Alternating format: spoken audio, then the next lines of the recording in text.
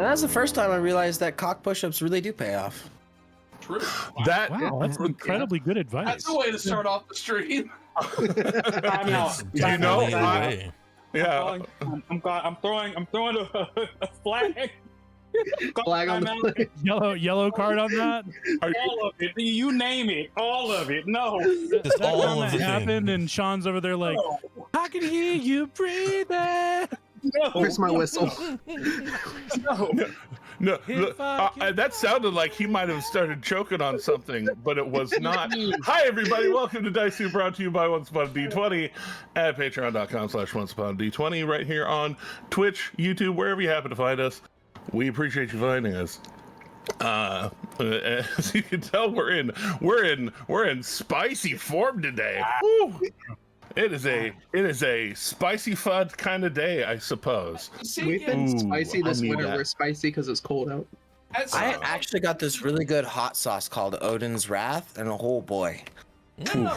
But at what point does rare form just become form? Like when? Become form. I think we've surpassed that point by now. I think that's why you said spicy form. Yeah, that's what I corrected myself. Like rare form, spicy form. Transcend rarity. Be real here. This is not rare. You're in Yes. spicy form. unknown rarity. Yeah, Sean's Man. over here going like, I'm being the good one. Yeah, when Sean is the tame one, you know we're off the chain. So Oh when Ro is the tame one, you know we're off the chain. Oh my. So when last we left off, But when we break the chain- 2 weeks sorry. ago, this past week we had a wonderful Monster of the Week game hosted by the Weirdo. new. Don't even name anybody. No. No, it was hosted by The.Bearded GM, one of the greatest people. Don't give me recognition. It makes me. I'm allergic to attention. I will Probably send you not. my EpiPen. Probably a my lie. favorite session of Monsters of the Week. Oh, it That's was a so lie. fun. It was a sight to behold. And I'm still mad at you for the monster you brought out, Bearded. So good, so good. So It good. was sweet like syrup. Indeed. Sweet like corn syrup. We're like corn syrup, baby. Tastes like strawberries on the MCAA. So Oh, that rhymes. back into Exandria. Hey, we should mention What? we do intend on having more Monsters of the Week on Monday evenings. What? Monday evenings? Yes, At what Monday time? evenings. 5 o'clock. 8 Eastern, 4 Pacific. All right. Well, no, it'd be five. Or It'd be five. 5, 6, Yeah. 7, 8. Look, I'm on the that- East Coast. I don't You care. gotta about you remember. guys. Yeah. It's the easy We're way to the remember future, it. Five, come 6, on. 7, 8.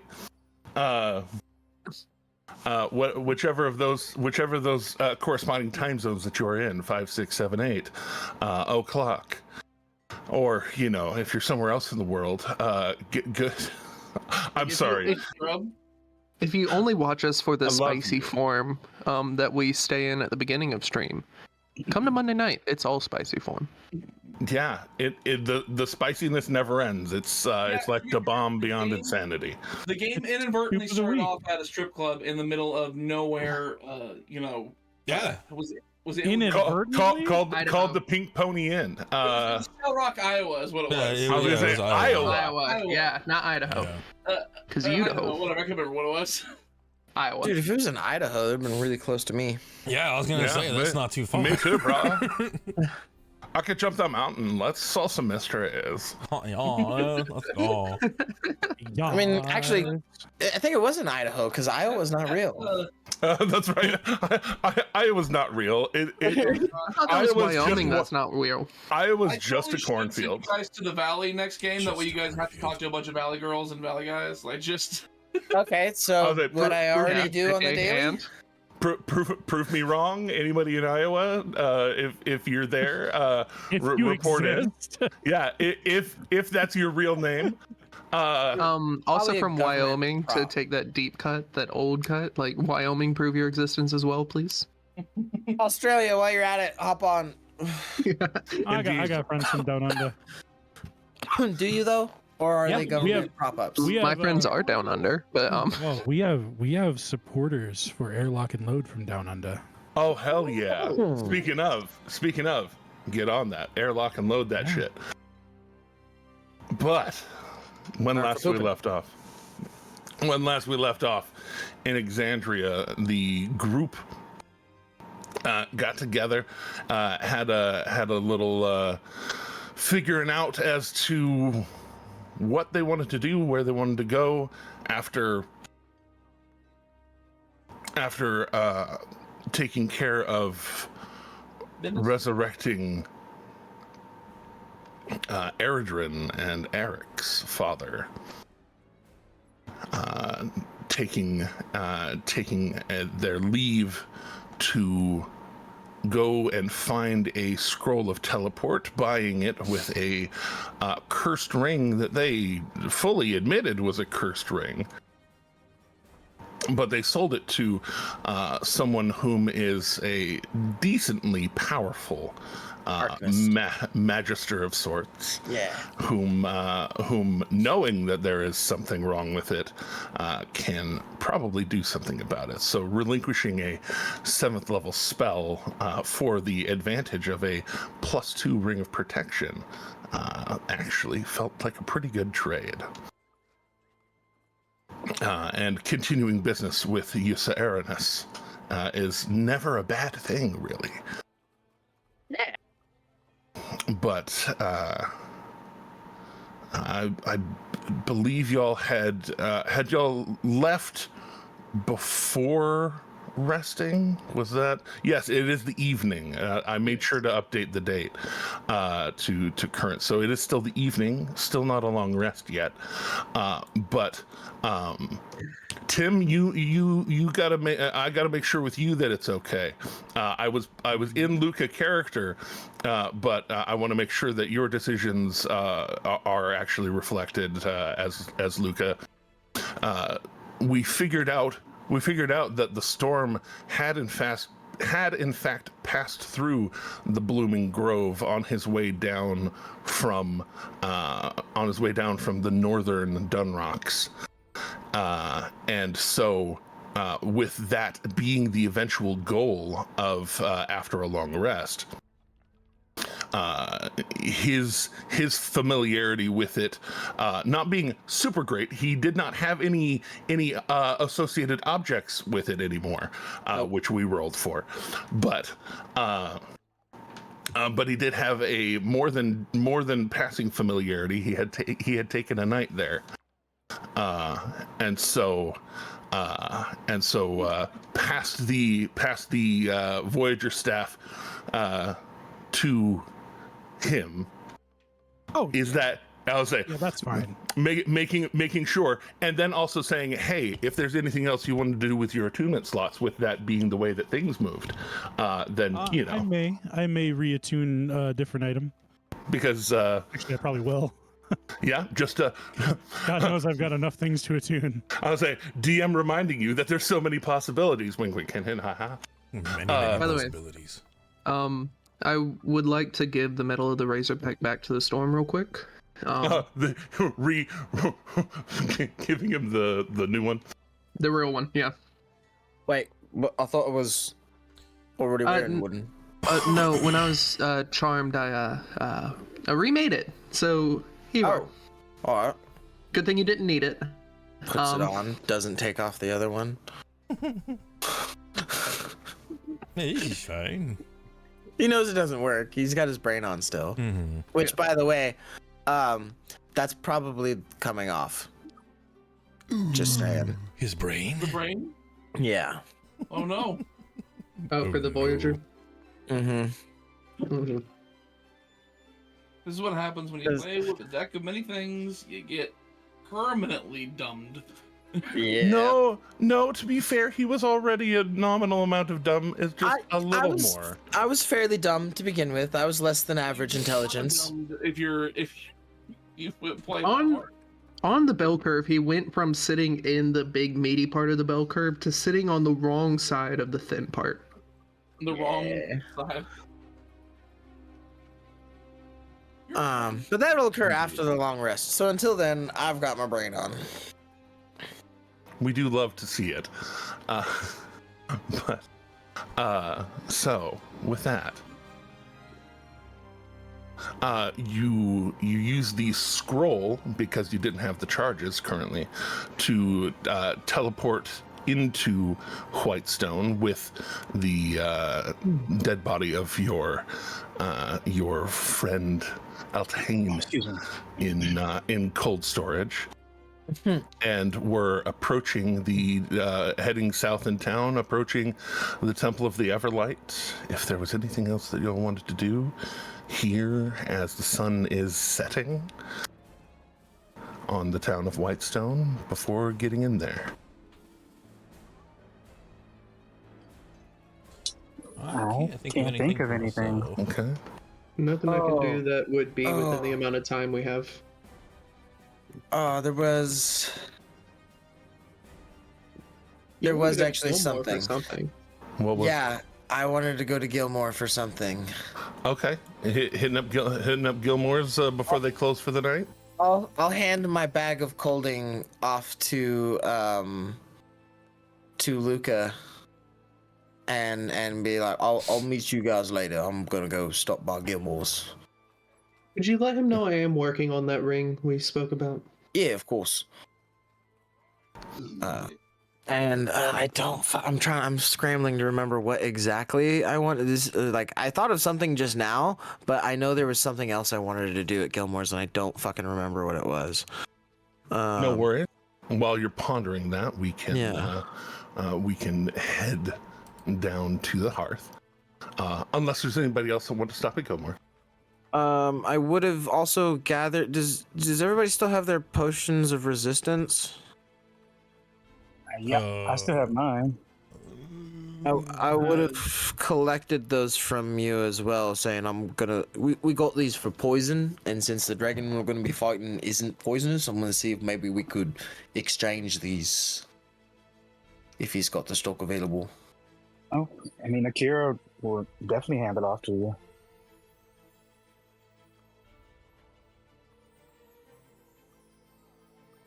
Anybody else got theirs? I'm looking to see if I even had one, but I don't think. You would have received it from Shade if you did.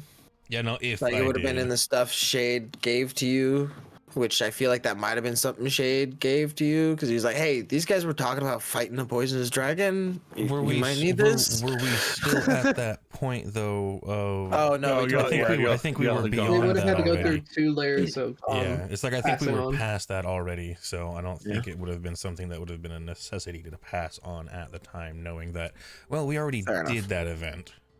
Fair enough. And it's not in my inventory either, so it just even more. Fair enough. How many do? I never had one. Y'all bought 4. I know y'all bought 4. I think Nyack had one.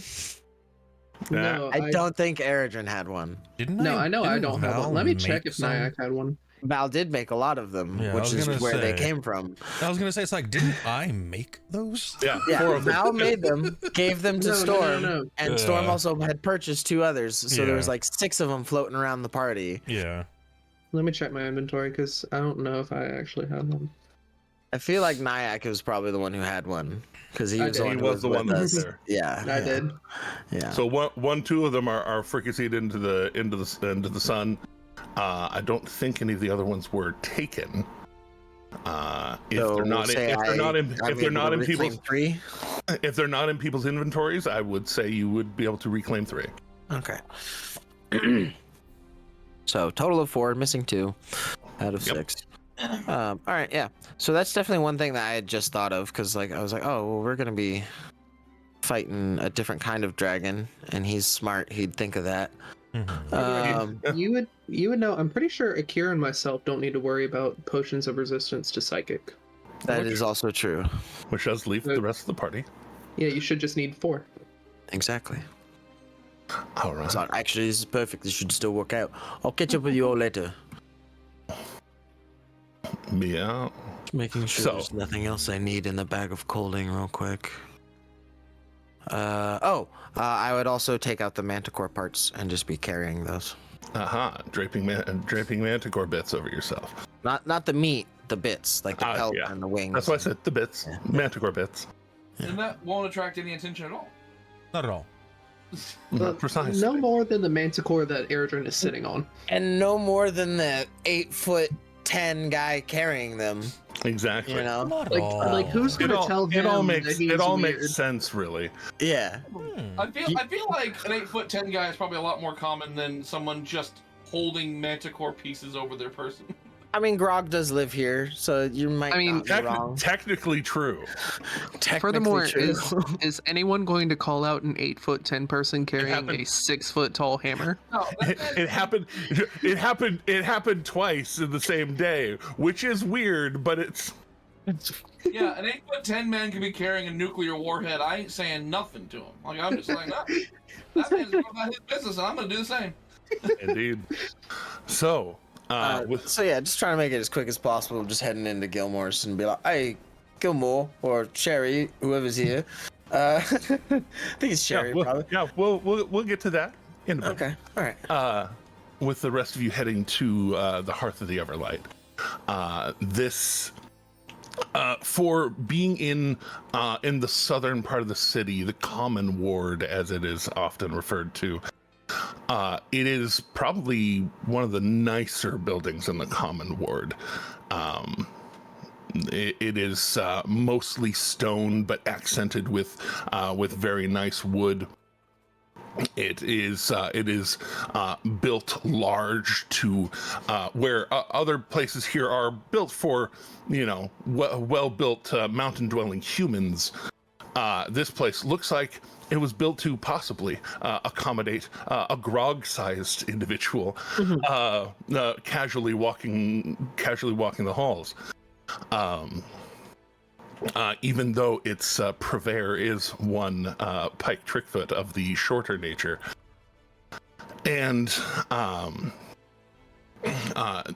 the walking up and walking in, you notice first off that there is technically no front door.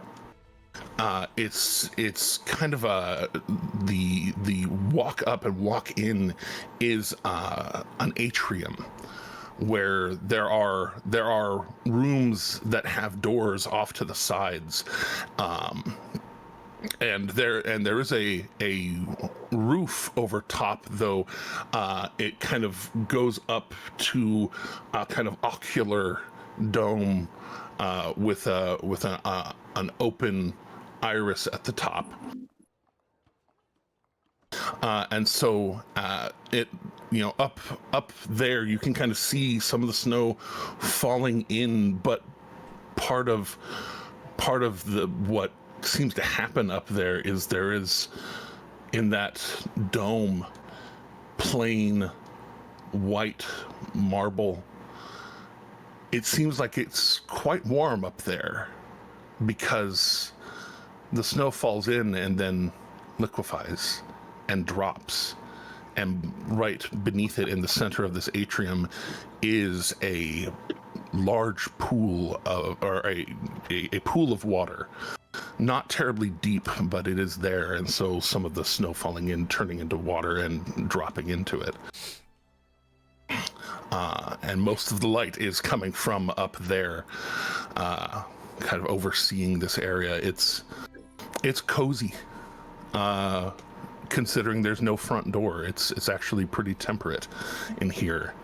And the few people that are here resting, you would think maybe that's a holy water pool, but there are people who are resting feet in it, just sitting and just enjoying the evening.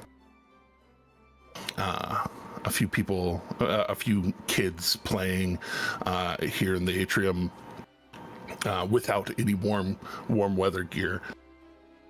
And kind of overseeing the children running around is Pike, out of armor, out of battle wear, smiling, laughing, happy, size-wise blending in amongst the children. though her shock white braids and commanding voice being significantly different from the rest of them. And she does notice y'all begin to walk in, but continues paying attention to the kids until y'all actually start approaching her, at which point she kind of, laughing and okay, and goes to step away from them towards you all, kind of meeting you by the pool there. And oh well, the late are back in town. What's good?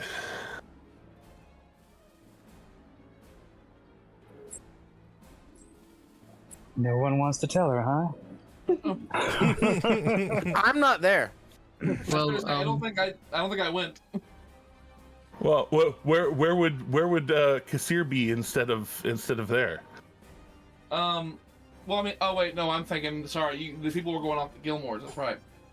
So yeah, I guess I would be there. My brain was like, I'm not in this scene, so I was like just kind of listening. No, you're okay. Yeah.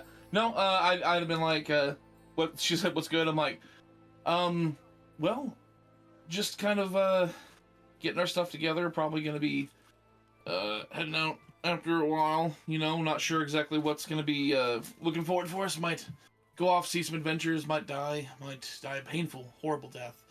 Can I stay here forever, please? Please. If you need a place of sanctuary, this the Hearth of the Everlight is welcoming, and you can hide here if you need. Well, yeah. You ever have like friends that are just constantly trying to get themselves killed, and they want to drag you along with them? She upsettingly loud starts laughing, just open mouth guffaw for like 4 or 5 chuckles, and then covers her own mouth and just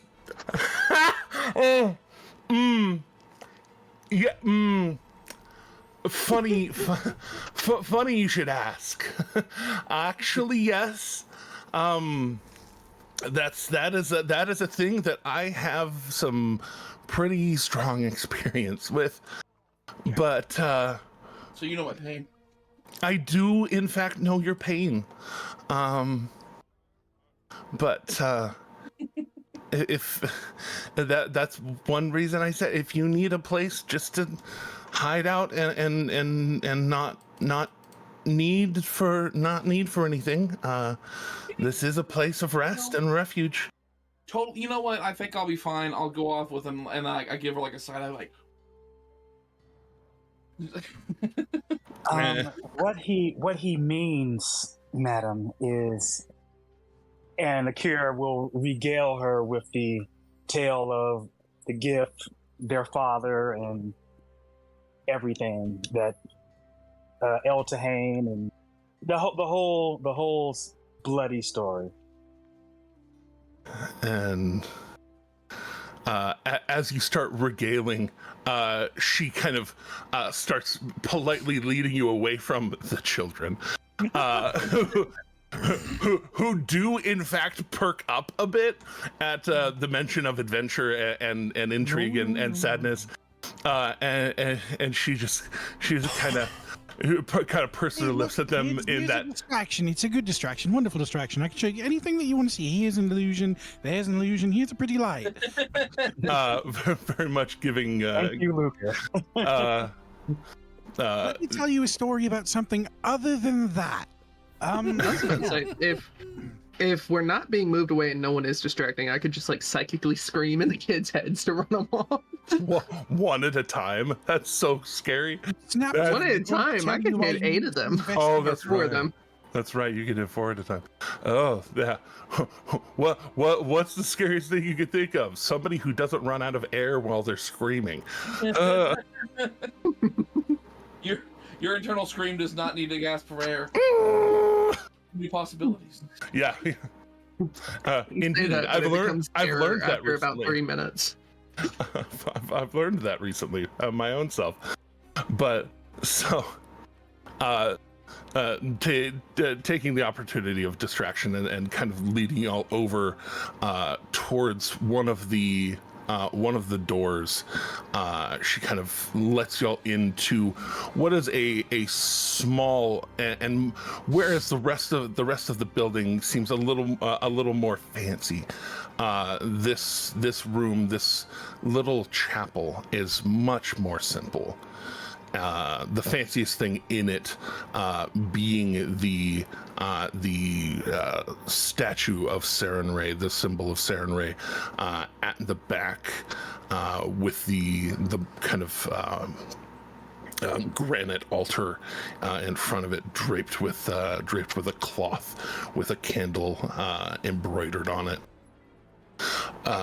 And she brings y'all in and just kind of sits on the what is for larger people the kneeling part of the altar. She just kind of sits, and there we go. Sits and shows full attention to the story. And okay.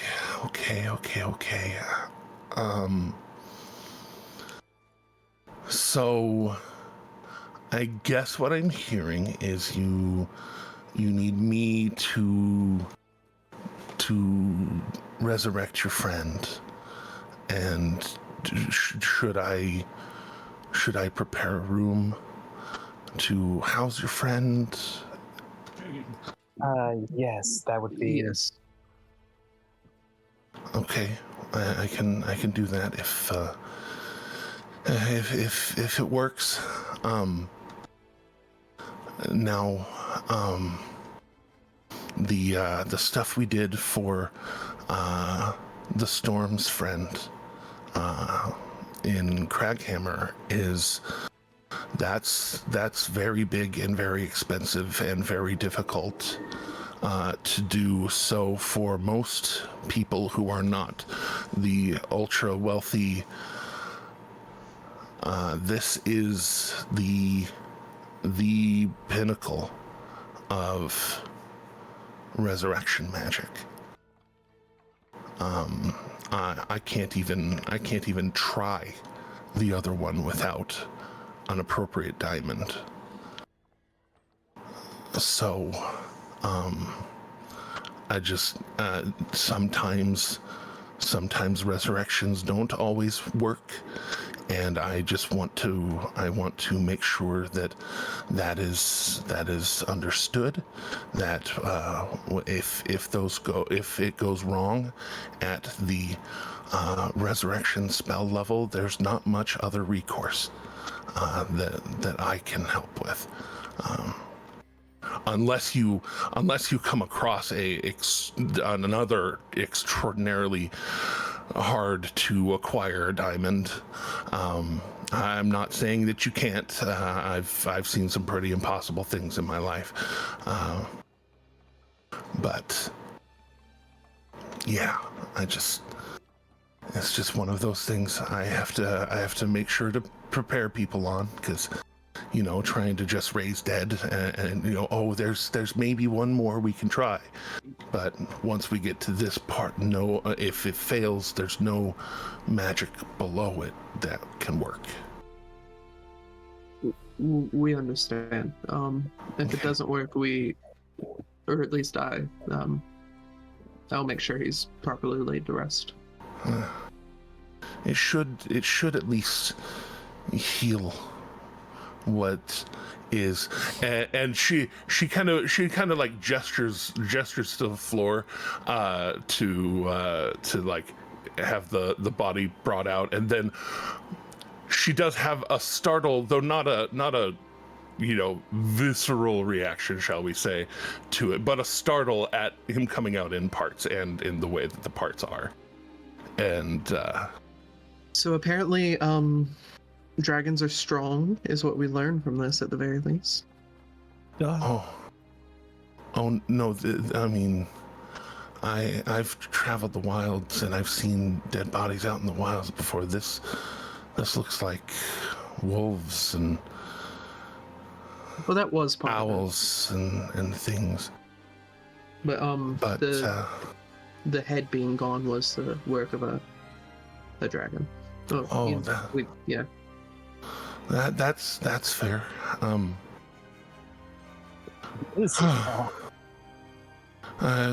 I've killed a dragon or two in my life. They're very strong. But yeah, and she starts helping, align the pieces and get everything as close together as possible. And you have diamond. What size? Your dungeon master made sure that Luca thought to exchange 2 500s for a 1,000. Did you deduct it from my login? I did all of the logging and everything. I make no. When you keep good fucking notes, I got to keep your good fucking notes up to date. I really appreciate that. That's super helpful. The most considerate DM ever. I don't know about ever, but I do try. So, I love it. But anyway, yes, Luca would. Well, I suppose Luca would have entrusted them to Eredrin because Luca is now entertaining children. Right. Yeah, I will then produce 1,000 piece famine. And I'm only partially sorry that I told the kids the story. Yeah, that said it in front of the kids. Oh, you started it in front of the kids. It was. I mean, it's a big open room, and you have a voice that carries even in a low tone. For the record, a big open stone room, so it also indeed. But as she gets things set up over on the altar, she actually takes it's a relatively small statue of Sarenrae and actually brings it over kind of as as something for her to hold, as she actually just sets the diamond kind of in the center of a center part of the sternum that can hold it. And she begins using this statue to just kind of start drawing the glyphs in the air and letting them form and then settle and form and settle, and starts the process. Those of you who know the process of resurrection rituals know that you can either offer some sort of skill to try and reach out to Eltahane. You can offer some sort of offering into the ritual that will be burned in the ritual that might be able to help empower Sarenrae's appeals to the divine, to be able to extract the soul. I would like to offer something. Obviously. I guess this would be my contribution to it. I would like. Can it work like Raised Dead, where you like say words and all that good jazz? Yeah. It's resurrection ritual is resurrection ritual. Okay. Yeah, I would kneel down near the altar and say, Eltahane, we've been through a lot together. I'm going for history, actually, like just basically recounting our time together. But we've been through a lot together. You were always kind of a natural leader when we were down in the Underdark, even when we were still on the astral, or not in the astral sea, the elemental plane of Earth. You were always a natural leader, and beyond that, you were a true friend. And figured we'd all see each other grow old after we got out, and obviously that's not the case. I really do want my friend back. I really, really want you to come back, Eltane. We can't keep dropping like we have. We have to do something. We have to get back at them. We need to stand united, and we need to face this. So many people cared for you and loved you, and we are doing everything we can to try to get you back so we can continue to show you that love and no longer take for granted all that time we had with you. Please come back. Go ahead and make a history check with advantage. Oh, excuse me. Oh, Bless thank God it's with advantage. Oh wait, never mind. 28. I'm sorry, I missed about a minute or two with sound problems. No, you're Actually, okay. you know what? With that, I would like to throw my side bolstered knack to bump it over 30. You can certainly try. Oh, I bumped it to 30. Yeah. Yeah, dirty 30. Now, that takes it 1, 2, 3, 4.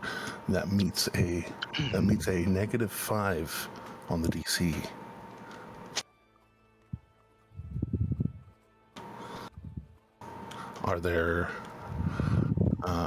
Is there anybody else who is going to contribute to this?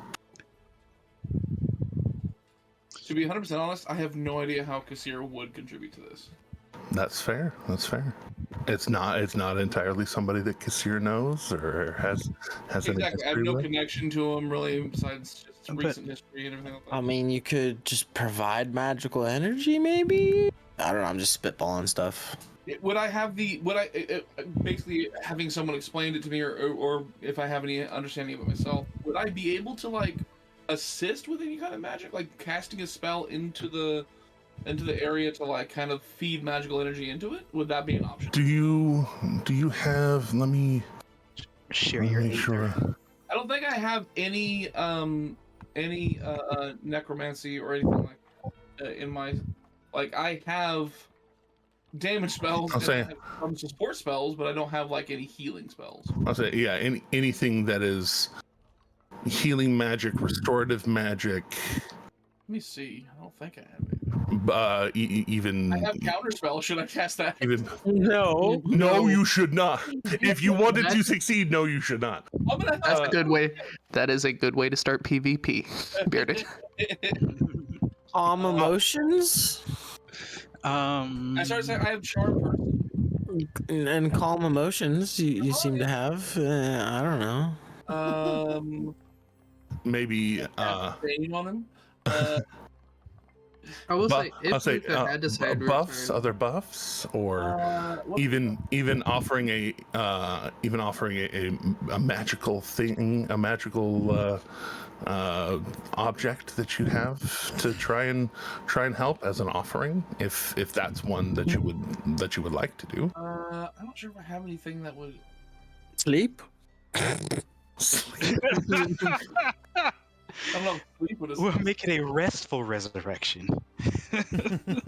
I mean, there are D20 tests coming up that might need some luck bent on them. Maybe. Wait. I guess the only thing I can really do is like do some. I could sit behind and just do some bend luck. Or the other thing is I have sorcery points. Would I be able to just burn sorcery points to just burn general magic into the aura or something like that? Well, that's what we could have that be kind of with your bend luck. So yeah, hold on to that. Hold on to that. So Raw, right? Raw, rules is written. Yo. He's an object now, right? What are you actually asking? are you saying mending? Yes. He has mending. The spell repairs a single break or tear in an object. There some are of the so many. broken? There are so many. There are so many breaks and tears in this object. Maybe I'm just reattach saying. the head. I'm just saying, man. Like, Indeed. this is technically an object. It's mending. It'd be repairing. Trying to bring this person back to life. Got some magical energy, just trying to revive them, and all of a sudden, you see me over there with some magical needle and thread, just sewing some shit. Sewing his head back on. Back on, yeah. Kind of doing that Fantasia conductor thing, and it's just very slowly pulling together. But no, I'll say hold on to your ability to affect luck, because there are D20 rolls coming up, and it could be what some people call extraordinarily pertinent. Fair enough. I will sit back and support. I mean, Eltahane was also a part of the class, so Akira has. Oh yeah, leader of. Yeah. Leader of. So Akira will a lot, you know. You know, as a older sibling figure, if not directly sibling, but. So in that regard, would I have some connection to him? Because I have had plenty. Well, your dealings with the clasp have been more Tal'Dorei based. They were on the other side of another continent. That makes sense, yeah. That's like we both work for Walmart, but we don't know every district manager at Walmart. Yeah, you know? The one in Wichita. yeah. You were born in the Walmart. I merely adopted it. No, God. Okay, so Akira will kind of do similar to Eredrin, using their shared history with Eltahane to remind them of when they joined the class and how they were only allowed to do messaging for a long time because of speed, and because they, the whole prove what I'm worth type deal before they let me get to the other side of the business. But yeah, definitely like drawing on all the messages that I've run for Eltahane, all the back and forth, the places that I went that I shouldn't have gone, despite the warnings. Just the whole history. The gray hairs you gave him as a sibling, or as an adopted sibling. Yeah, I broke into the fort for you. Come on, as a part of the everything. I guess for you, let's call that a persuasion check with advantage, considering the history. Persuasion. I'm not terrible at those anymore. I'm mid. That's all right. That's what. Ooh, hopefully advantage it will help, because that was still not great. Oh, even worse. Okay. That's all right.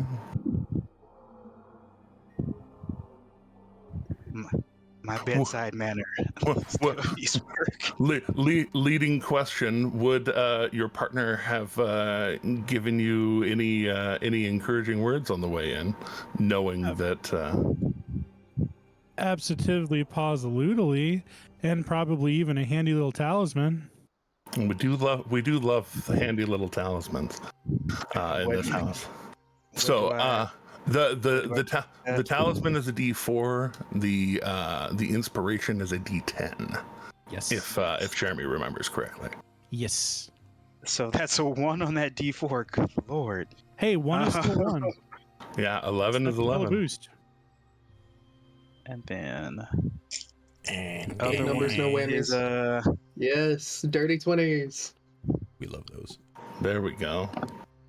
So it creeped. It creeped. That's a bummy 20. Hey, a dirty 20 is still a 20. Took a lot to get there. We got up that mountain. That's what inspiration's for. So with a 20, that takes it +1, +2. That clicks it over in the +3. So I guess -3 to the DC. And I helped. I think I know the answer, but I want to ask anyways. Would I be able to also offer a magical item as offer?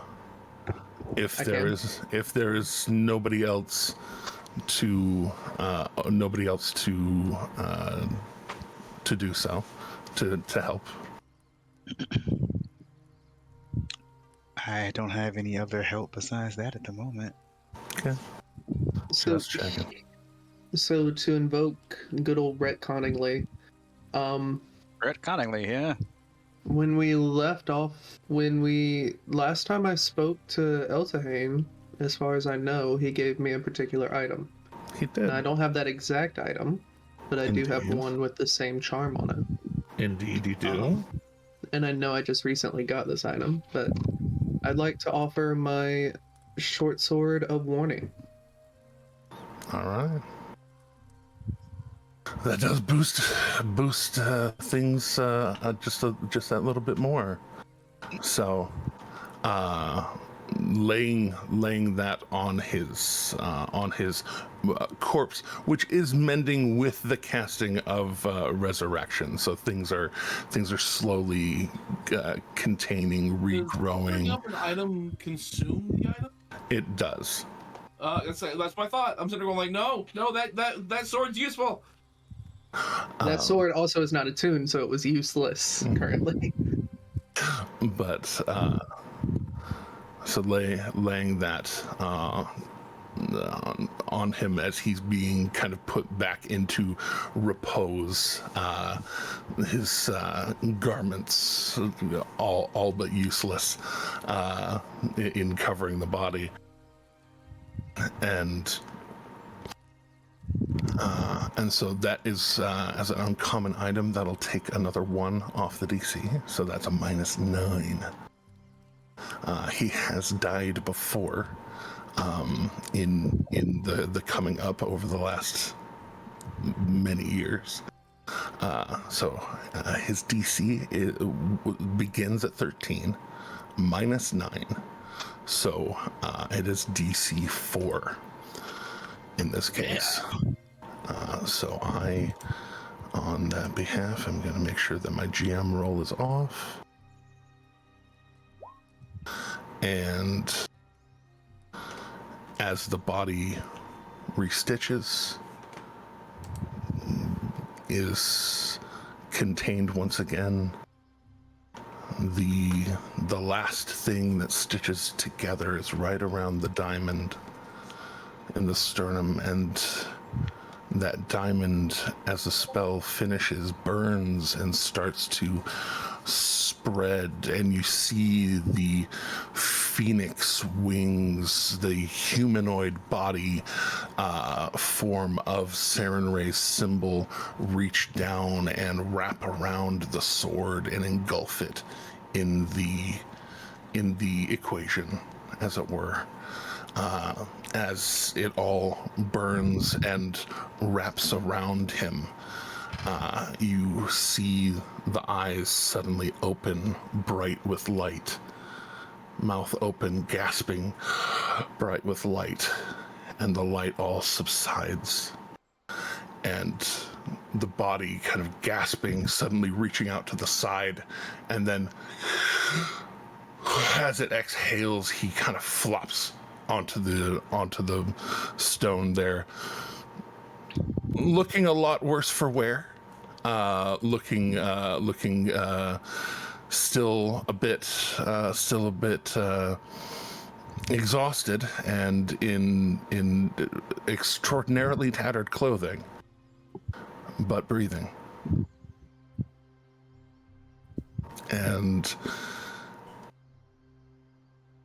kind of and his eyes clearing of the extra light, blinking it all off, and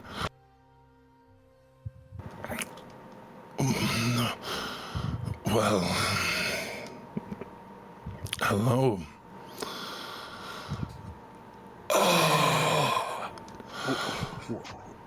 Welcome back, old man. He sits up, kind of pushing himself up, and then kind of seeing the altar behind, kind of realizing where he is and what's going on, kind of scooting himself up, supporting himself with the altar behind him, and just kind of leans forward and kind of noticing the mixed company, realizes that he's basically balls out sitting on the floor, and kind of very politely just kind of covers himself with his hands, and just until we can get him some proper clothing, I will lay my coat. Be right back. Thank you. He kind of wraps it around his front, kind of kilt style. I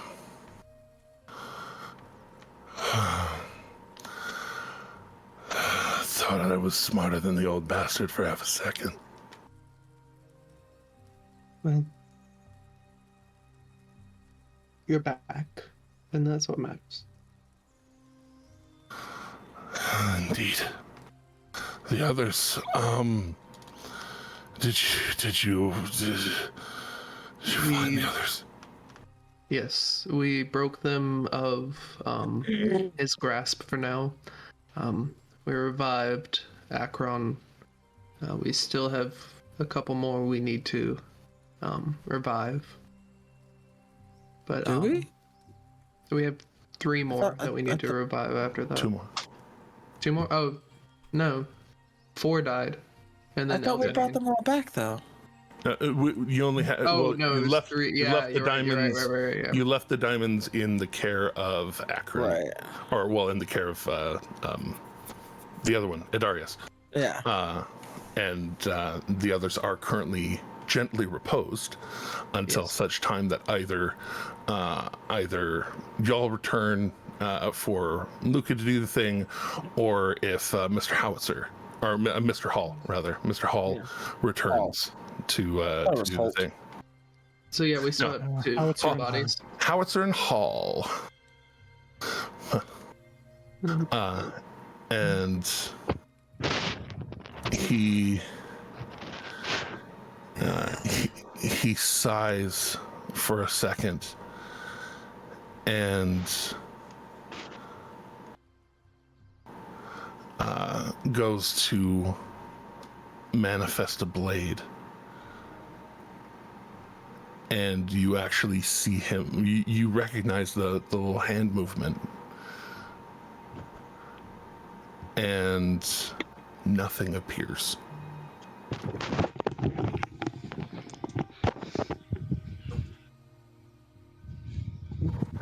And he stops and looks at his hand for a second,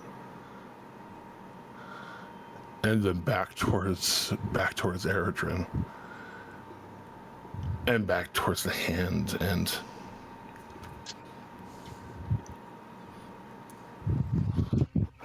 there's nothing. Eltane, if you're making a joke, I think now is in poor time and poor taste. And he stares at you.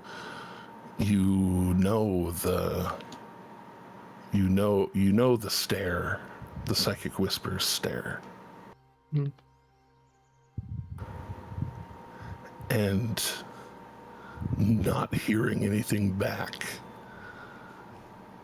he, like, out loud, like, you heard him kind of heaving and breathing, and like he has suddenly stopped breathing and his eyes are wide, and he's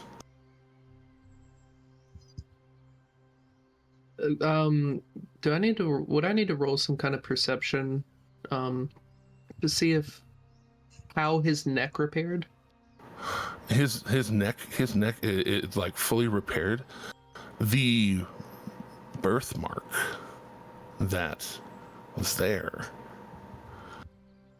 it's faded now. It used to be much more pronounced. Now it's just it's all but gone. and you hear him start muttering in Gith, just, why didn't, what is it? I don't even, and he's just kind of breathing heavily, and then like kind of looking around. Did you see my spell book laying around anywhere? No, we no. He just kind of starting to breathe again, and he focuses, and then you see a mage hand slowly form in the air without him doing any gestures, and as it forms, and he, oh God, at least he didn't take everything. Hey, what do you take? What do you mean? Did he? I can only assume. I was killed trying to take back our friends, and I got brought to the brink. I was knocked out by Akron. Your father, is he? He's alive. He's alive. And he's... Not for a lack of trying. We did have to revive him. He's free. And you can tell there's that moment where he looked, saw the handle poking over your shoulder and everything, and that's good. That's very good. Some part of him that made sure to leave me alive, but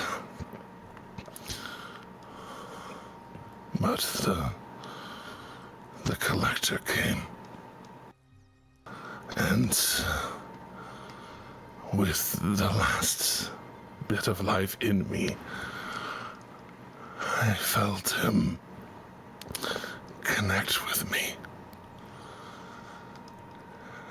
and felt like he was draining my soul. And then I was beyond. I was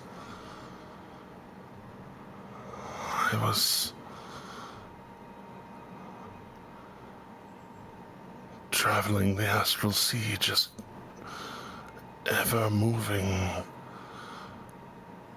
towards what I don't know, but I was moving. And then I heard you call. I suppose that's something. I thought he had done something to my soul, but I think he pulled the mark from me.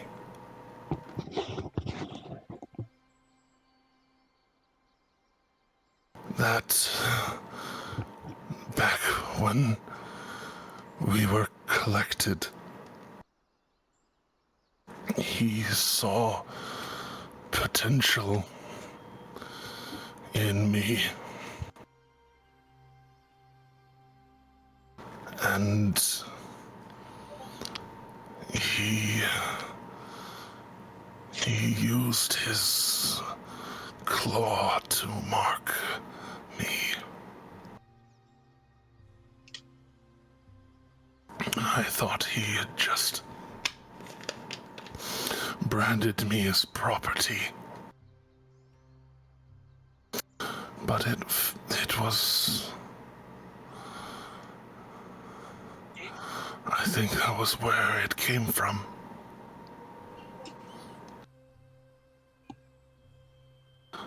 The source, and you'll notice while y'all are paying attention, he's telling all the story. Pike has, in fact, let herself out of the room at the mention of getting fresh clothes. And I think that may have been where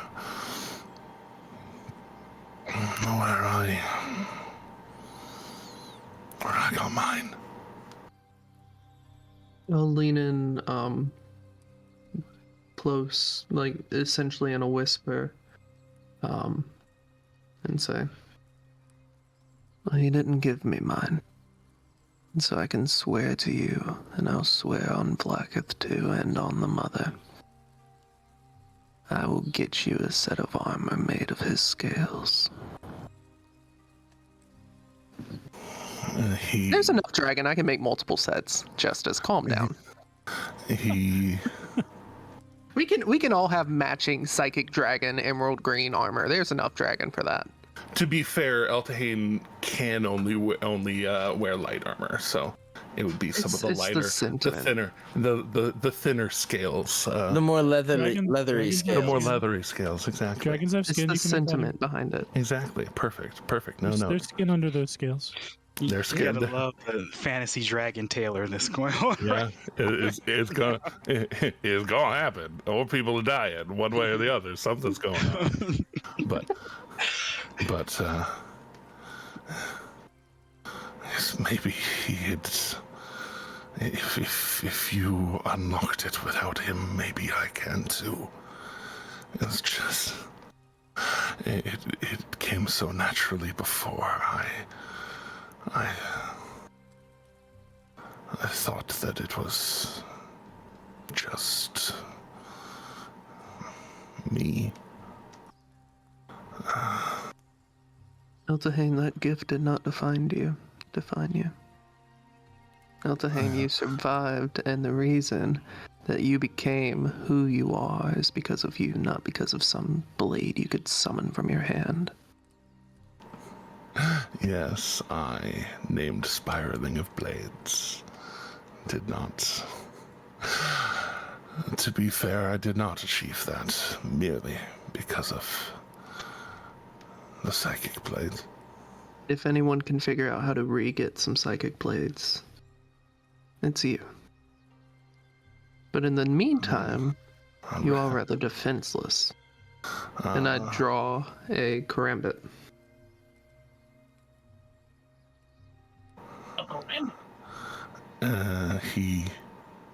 He opens hand almost immediately. And I would give him the karambit.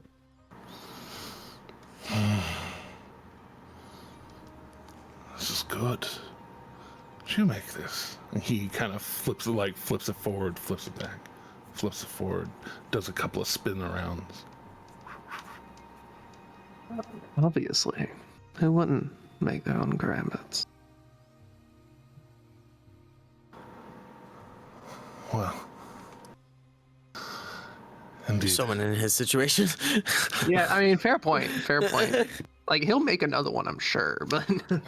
or I'll make him another one at some point, but... Indeed. And he politely reaches for the sheath, and kind of looking up, Pike coming in with some very white, stonely, kind of brown trousers and a decently heavy coat and a pretty thick shirt. All of appropriate size. She is somewhat observant in that way, and I hope these will do. And he just starts putting himself together right there. And we already did that. It was what the spell was for. Yeah, indeed. Yeah. But as he starts pulling himself together,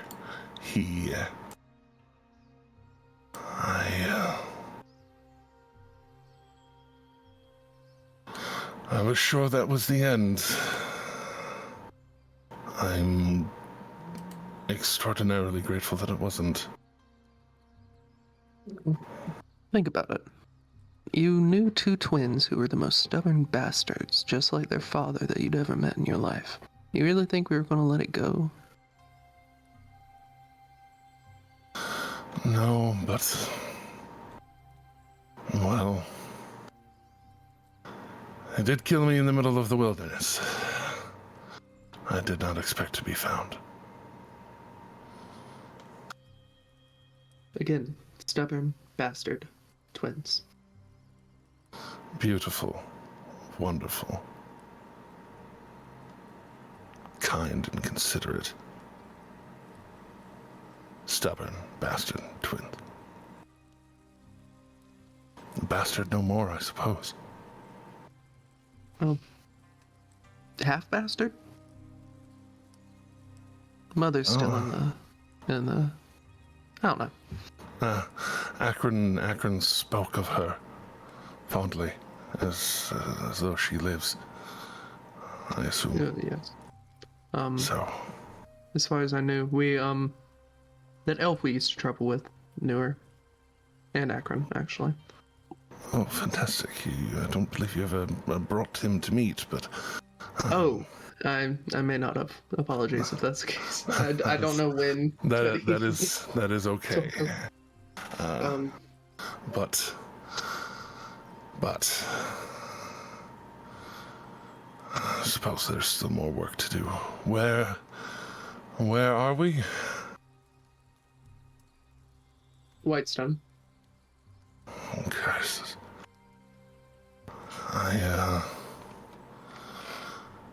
I don't suppose there's a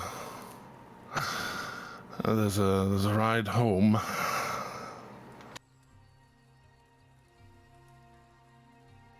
And Pike particularly at the moment. Pike chimes in at the moment, or chimes in right there, and just, I think they are on other business, but until either they can find a way to get you home, or we can, you can make your rest here. This place is, in fact, warded against dragons, if that is a worry that you have. That's a worry that we kept, me and Vox Machina, for a long time. So that's one of the words that I made sure to put here is dragons entering our premises will feel extremely unwelcome, and by that I mean they will burn with the light of Sarenrae. So don't worry about that. Furthermore, when you do decide that it's time to go home, if we're not the ones taking you, the rest of the Gith are in Nicodranus at House d'Abattoir. Nicodranus, House d'Abattoir. I can, I should be able to keep that in mind.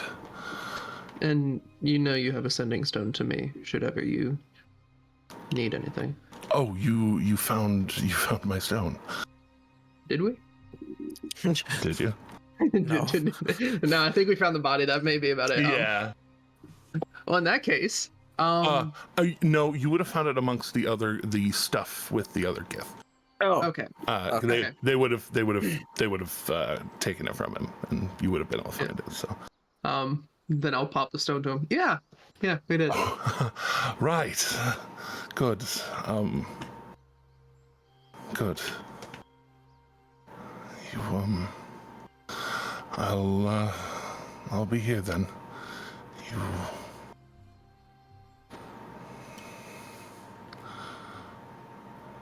You give that fucker what he deserves. I'm going to follow him into the hells if I have to. Whenever I do die, my sole mission in the hells will be to kill him again and again, as many times as he keeps reforming, until either he or I cease to exist. It's pretty metal. And it would be spoken in the very guttural Gith when I say that. And Akira translates for everyone else, but with a softer, kinder version of it. Thing, like taking out the words and everything. It's the it'll be the Abridged. Yeah, the abridged version. The PG-13 version. And when it gets to the again and again and again, and then he's being all arrogant about it.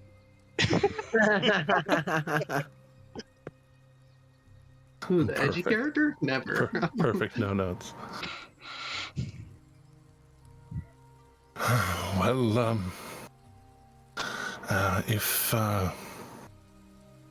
if I can petition our lady here,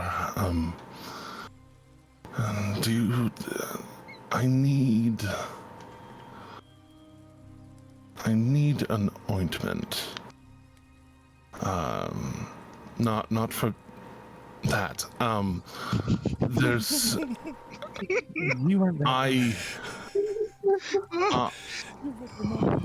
whenever they are headed out, I want to make sure that at least if I can help, that I do help. I have a spell of true seeing, and as soon as he says true seeing, he says that is a very expensive ointment, but I can afford to make sure that you have some. When are the rest of you? When are the rest of you leaving? First thing in the morning. First thing in the morning. Okay. So when y'all are doing your ointments and things, let me know. I can make sure to have something else prepared. Do you all have anything? I keep some bowls around, but they are kind of expensive. The ointment's only 25 gold, but these bowls are like 1,000 gold. They're really expensive. I get them custom made because sometimes everybody needs a little hero's feast from time to time. And so for your morning breakfast, I can prepare you a hero's feast, and it'll help support you magically and help support your mind. But more importantly, I can't just be volunteering 1,000 gold piece bowls without a recompense. 25 gold piece ointments I can, especially if someone's going to stay around and maybe be able to sweep the floors for a few days. If you have a log in about an hour, I can make a bowl. Well, a bowl is one thing, but it being able to be inset with the jewels that I didn't have to pay for, or at least not the full 1,000 gold for. That's what I mean. I need a bowl or a chalice kind of thing, worth 1,000 gold. To replace the one that I'm volunteering to use for you all in the morning.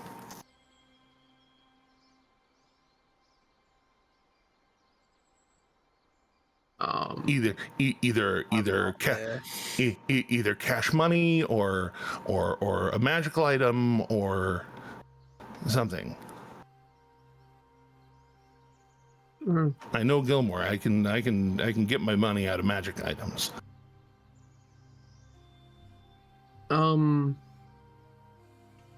Question. Answer. Would I know how much? No, I don't want to sell that. Never mind. No. Disregard that.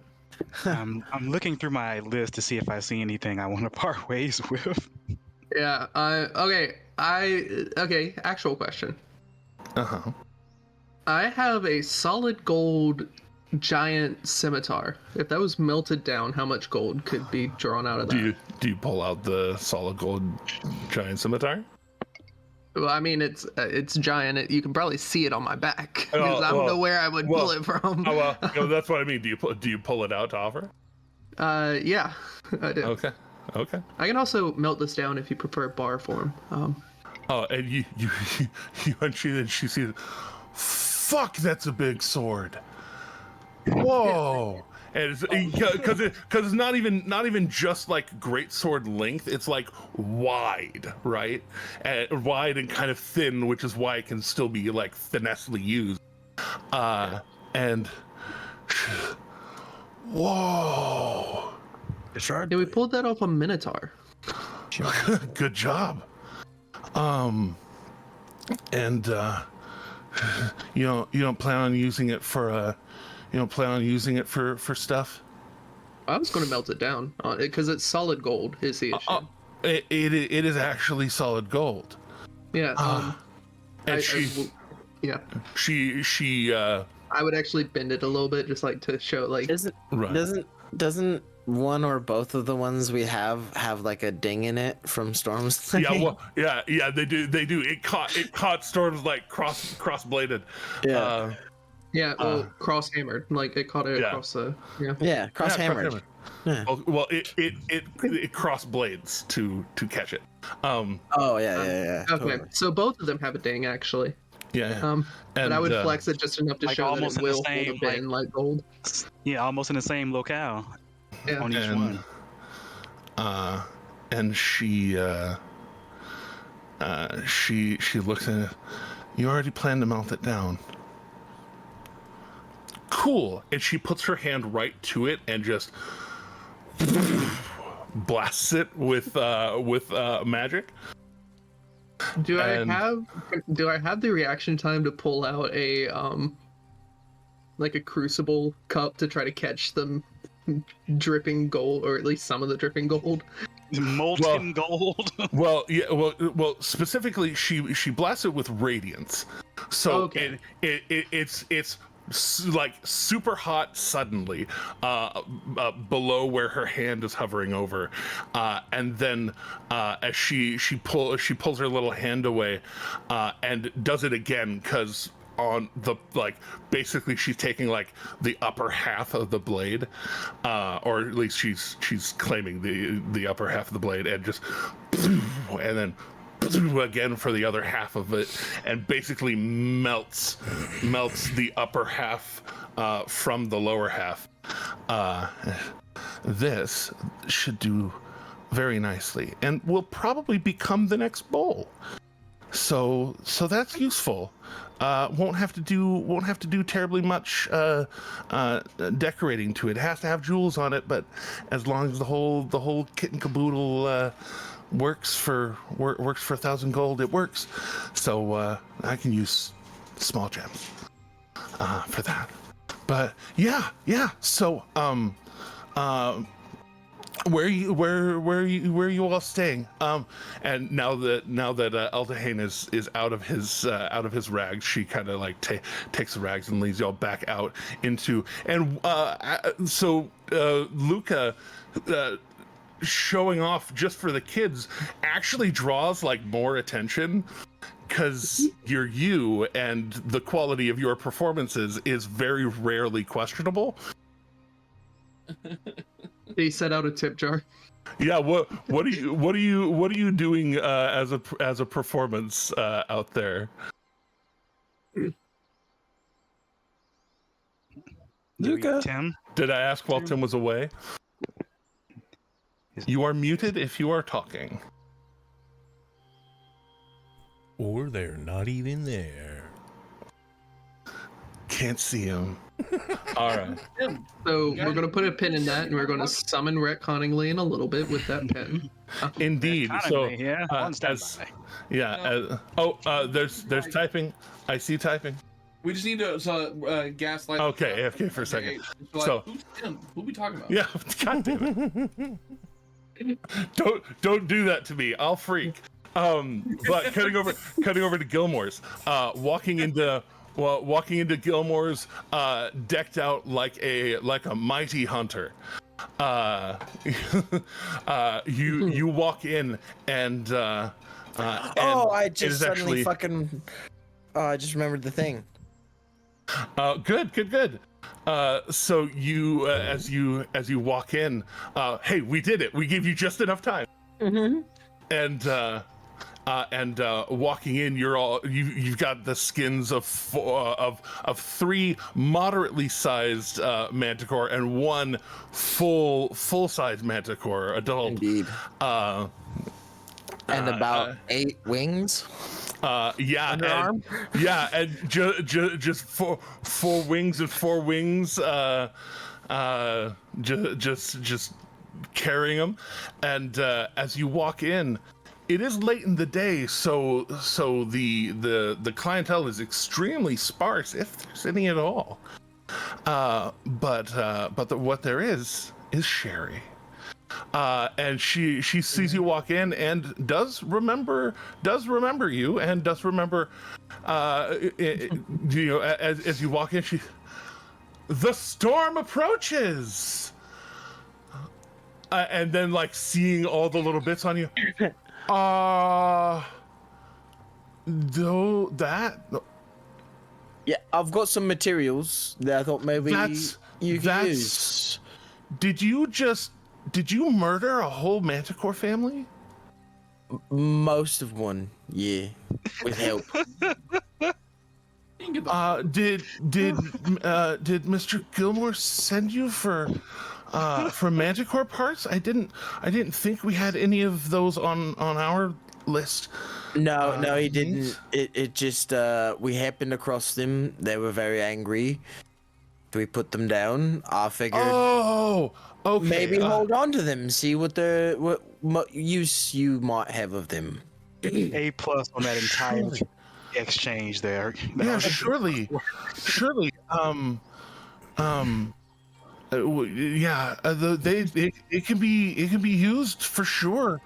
And you start this rectangle of counter space, start laying down all the pelts and the wings and stuff. And wow, you were really thorough. Yeah, I had to help. So with basically a whole manticore, taking most of the credit for Shadow's work. 100%. And she doesn't know any better. And looking over it, pretty well done, pretty entirely taken. So full pelt, full wings even. Gosh, even if all we do is seal them up, stuff them, and make a minor animation enchantment so they just, flap their wings or whatever, that's still impressive. I could for the smaller ones, I can give you, we'll call it 30 gold each, and then for the larger specimen, I can give you 50 gold for it. And it seems pretty reasonable. Yes, very well taken care of, well preserved. Is the bag of coding I got from the Slayer's Take helps real nice? Oh, you're a part of Slayer. Of course, you're a part of the Slayer's Take. Why would that not be a thing that you do? It's kind of like, of course. That's why. Yeah, that's why you're. Things are starting to plug in now. Yeah. The pieces are coming together. It's all coming together now. You keep hiding that mark on your chest, not intentionally, but I know it's just the armor, So, it's just the armor. I'm definitely not hiding the Fey mark. That would be weird. Definitely not trying to hide the Fey thing. Oh, that's right. I forgot. I said doesn't he? The Storm wears an ascot now, doesn't he? I think I said that to help cover the Fey thing. The glitter. Yeah. I love how you said that as like a question. Like the Storm wears an ascot now, right? Doesn't he? I was just making sure I said that before. Like that. Like right, guys. I said that. I want to say you did at one point. Yeah, you did. Yeah. You definitely did. Yeah. You most definitely. Yeah. Sorry, wait. I want to get this straight. Are you now hanging around Kassir, shirtless, sweaty, with an ascot? No, he's got armor. He's got armor on with an ascot. Armor now. Okay. Yeah. It's green adamantine armor. Question: Is it ascot, or is it like one of those things where it's like kind of like almost a half cape where like that drapes over one shoulder? You know? Because that always looks Very good with proper. half plate. You can't tell Very me I'm wrong. proper. Because half the armors mean- in Assassin's Creed Odyssey look like that, and it is. The Seer's gonna bite his lip all the time now. Just like Jorge no los dos. Indeed. So, You know you can't eat that, right? but You can't eat that. There's now a hole in Kassir's lip. Hey, free piercing, you guys. I did it. But yes. So that's 140 gold for the lot. Yeah. And then, You never come here without buying something. Not to say that you wouldn't, but yeah, it's an excellent point. It's hoping to make it more of an exchange, really. See, I've got these potions of poison resistance, and I'll pull out 4 of them. And I was just perhaps wondering if you had any potions of psychic resistance in stock that I might exchange these for, and perhaps pay a pro rate for. She kind of, there's that quick kind of like calculating hesitation as she kind of squints and sees that most of them were not bought here. Yeah, most of them were not. Only one of them has the Gilmore seal on it. Yeah, and she's looking over them, and these were crafted by a very fine elven alchemist, druid. Oh no problem. And she kind of like they're good. kind of uncapping him, doing the little pinky dip sniff taste, and yep, those are about right.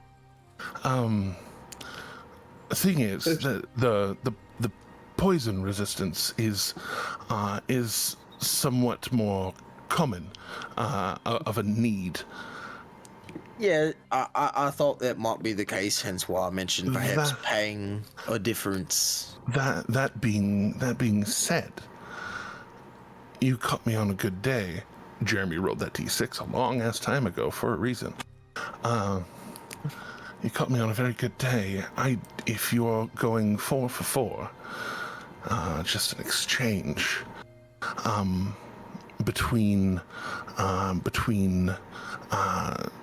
knowing your relationship with Sean and knowing the repertoire that we have, us as well.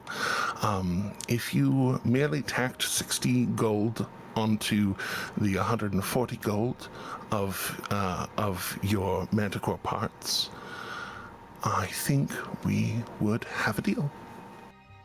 I think that is extremely doable and an extremely great deal.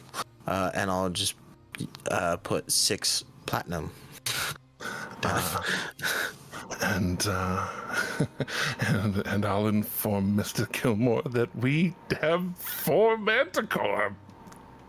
All, as you can tell, she's just do with as you please. Just so happy. It's so. Usually finding one is somewhat of a I've got some of the rarity, meat so. if you wanted to try some.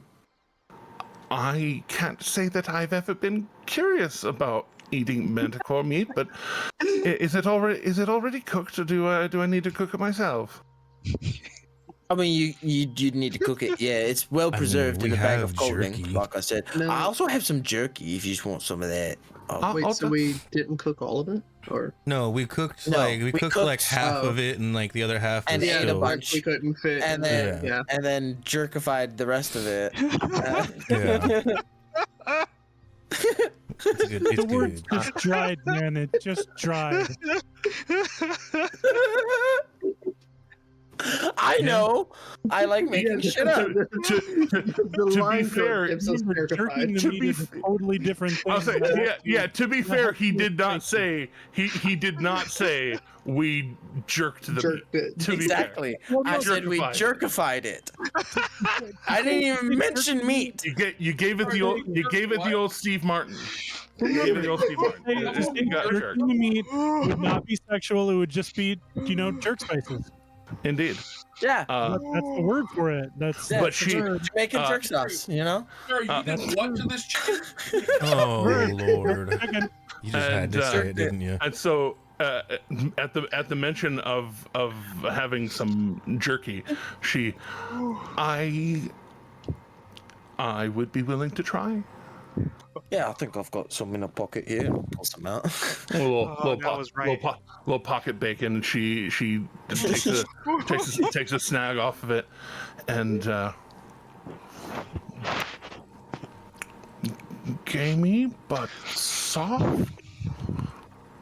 All right. God damn it! I lost the game. Nailed it. Oh, son of a bitch! Why would you do this, Justice? Because of that video I sent to all of you a while ago explaining the gaminess of meat, and then it fucking whiplashes you into the thing, and I thought of the video, and I thought of the game, and now we've lost. We did it. We did Except it, guys. for those of us who Welcome to an entire party of people with ADHD. There are people in this game that can't lose. Yeah, okay. No, I looked up the original rules of the game, and those things aren't real. They don't exist. They're fake. I've never been lost. Options that do exist. They're a cop out.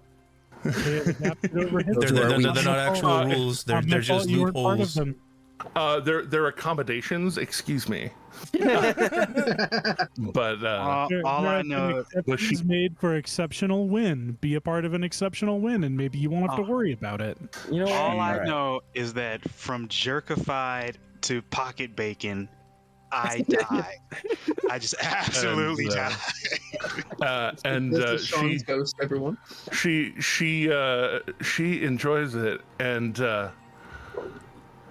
she says, "How much more do you have on you?" Well, I'll think. And she picks up one of your platinum pieces and slides it back across the counter. That's great. However much you deem that's worth. And she clears the other 5 and then starts filing away the pieces and the things. She actually slips on some gauntlets that you recognize as gauntlets of ogre power to kind of be able to whole fucking pelt, man. And she's skinny. Yeah, that makes sense. So I imagine that pocket that I pulled the pocket bacon from was probably actually like, I don't know, like a foldy pouch. I was thinking like a purse, you know? Yeah, a little foldy bacon purse. Yes. Yeah. Everybody needs a jerk. Everyone should be familiar with the bacon purse. If you didn't have a bacon purse, you now have a bacon purse because of all of the bacon we have. So I gave you, I'm like, here's your bacon purse. Here's your bacon purse. Here's your bacon purse.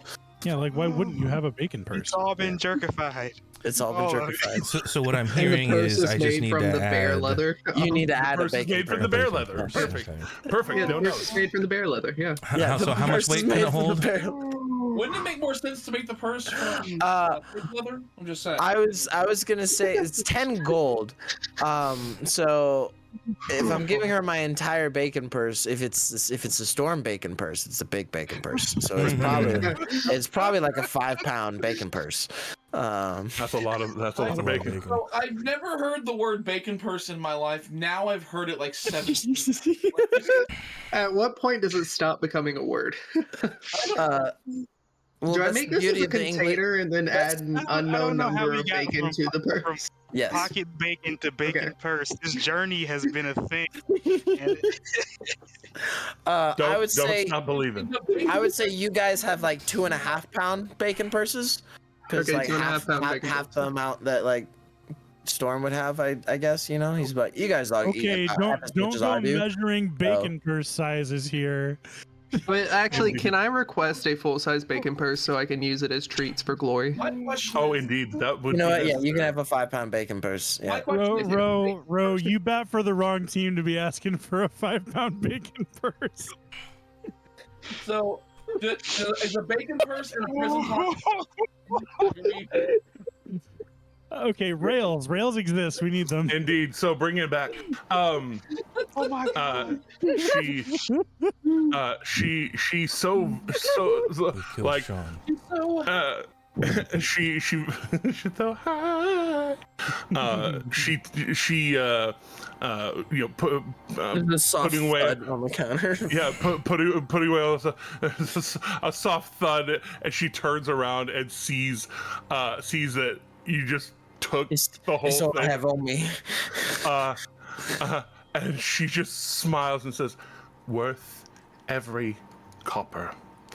And just kind of like with the gloves on, can one hand the 5-pound bacon purse, and just kind of brings it over the counter, kind of like sets it up on a one of the little shelves behind. You kind of see that she just like sets it up and kind of folds it back gently, and just takes another piece out and just starts going for the full piece.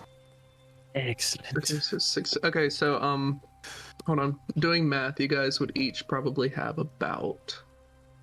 Hold on, I got this. So I'm much. doing math. So much. 2 pounds is a ration, so you could do it in 2 pound chunks of, whatever. Oh, since. It was like 2.5-pound bag. Has gotten Okay. Oh, So right. you should each have I am- 40 pieces of jerky, and Slayer or Storm, you just you gave mapped over out 80. what a single piece. Yeah. Okay. Yeah. You should have given over 80 pieces, 79 technically, and then Right. yeah. So much jerky. But Not to mention the amount I have on me. Indeed. Right. So much. We have But so much meat. exchanging your motions and Yes. and potions and meat, baby. I am an adult and will not laugh at this.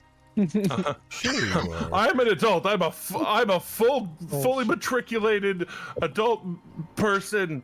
I'm a 13-year-old child. This one we're making these meat jokes. Indeed. But Sorry, 30-year-old child. I'm a 30-year-old child. I'm a 39-year-old child. It's fine. But yes. She it is truly a pleasure to do business with you, Storm. And it is always a pleasure to do business with you, Sherry. Do make sure to share some of that with Gilmore. No. Fair enough. Straight up, no. Fair enough. If he happens by, I'll give him a piece, but I'm not going to save any. Can't argue with that. But Oh, no. Ta. God, Pickle always. Good day. Almost like she knows a proper response to hearing that from a Goliath. Weird. But back at the hearth, the question was being posed for Luca. You had a little over an hour of time to perform, and some might say that your performances are never tired, never boring. How are you keeping these people entertained for that hour? I'm going to regale them with the story of Sir Robin of the Cloak. Yes, Robin Cloak. Not Hood. Cloak. I got it. Is it story time? Yes, He stole steals the from the middle class rich and and gave gives to to the the poor. Ah, He stood up to the man and he gave him what for? Jane. I'm so glad you got that right away. Inspiration. Yes. Of course, I'm a huge Firefly. That was the subtlest of nods, and you got it right away. I literally have shiny dice sitting right next to me, and the Firefly comic. Perfect. I was coughing and muted, but I also noted it. But I also already have inspiration. Indeed. But I am going to the story that I'm actually going to tell is the story that I promised Nock that I would. Remember, we were trying to make the man whose life he assumed, Alec, we are trying to make him famous for the good that was done. Indeed. To honor his memory. So Robin Cloak in this case is actually Alec. And is Robin Hood not open source? Oh, it totally is. That's public. Okay, all right. Use. Public domain. That's what I meant. Public source. I'm just changing it so that it's not the same as the real world. Yes, That's fair. indeed. That's fair. That's fair. But yes, spreading the good word and the miracles of Alec and one of the other folk who are in there, because it's not even just the children that you get the attention of, but other patrons who are just just hanging out there, their parents and things, but one of them is, I think that might actually be true. We've had a few people from the Dwendalian Empire move here recently, seemingly flush with money. It's weird. That happens, isn't it? Crazy. It's crazy how folk tales come from real heroes. Indeed. That's so that's where that came from. Gosh, miracles happen all over, don't they? Yes. And I knew him. No, I'm just kidding. And I knew the man. Yeah, no, it's like you guys make it sound like so awesome, and then like, and I knew the guy. Like, oh yeah, sure you did. Okay, yeah. But you see the group emerge from the side chapel. One more person than went in there the first time. Once again, whole, now dressed, looking a little Bane with his white, or with his fluffy coat. Oh yes. But Eltahane all the same. And as he comes out and kind of hears part of the tail end part of the story, and he kind of nods and spreading the good word of good words. Well done. That's what we do, you know. What a great way to spend the time. Putting smiles on faces. Perfect. That's what we do. He walks over and shakes your hand. His hand noticeably ringless. But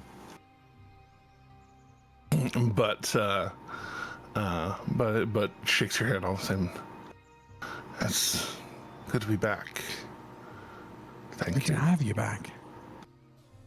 I was quite worried about you. Seems a good reason. They said the rest of my creche are at the Debitor House. Whenever I can make it back there. Oh, I'm sure we'll be passing through there at any time. Yeah, I'm a bit weary. I'm a bit spellbookless. I'm a bit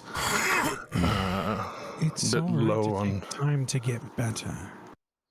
just. You don't need to go rushing off into the danger just yet. In fact, when you do get back to the Debitor Manor, I recommend that you rest for a while. Indeed, if that's the way, I'd like that very much. Mm. Until then, though, Ms. And he realizes that he didn't even get her name, and she, Trickfoot. Ms. Trickfoot has invited me to stay here. If I think she invited all of you to stay here, if this is where you wish to be, but. We may not have singular guest rooms for everybody, but the courtyard here stays warm in the cold nights. So feel free you can lay your bedrolls wherever, and there's other people that do the same. Though the streets themselves are pretty warm. Percival has done a really cool job. He buried these pipes, and I don't know how it all works. But he buried these pipes, and then it keeps the track of the street and most of the street melted, and so and then the ice melts and it flows downhill and down to water collection, and it's all very technical. He overcomplicates everything, but sometimes you get clean streets and a clock tower. What time of day is it by now? It is evening. Now it is actually past sunset now. Okay. The Slayer walking like in 6 o'clock-ish. Yes, here in the winter, the storm walking in the front door, going from the cold 6 o'clock evening of Whitestone into the nice warmth of the hearth of the Overlight. There seems to be other people meandering in, people of lower means, but they're not. They don't look haggard. They look what many would consider pretty well fed and pretty well clothed, even if they don't have a home to go to. As far as their own, they do seem to be filing in here, and their whole pack on their whole life on their back or in under their arms, in their hands, and Pike seems to be going about and doing bits of mending here and there, and saunters off, starts greeting those that come into the hearth.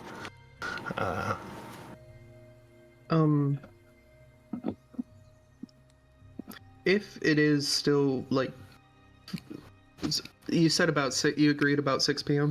About 6 p.m. and they're up in the mountains. Whatever the equivalent is. It's definitely sundown in the winter. Yeah. Would you say there is enough time before time is actually needed to take a long rest, or maybe do some work on something on a particular ring?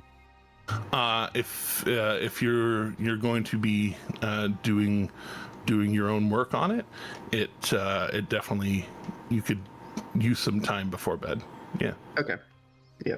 That is what I would like to do.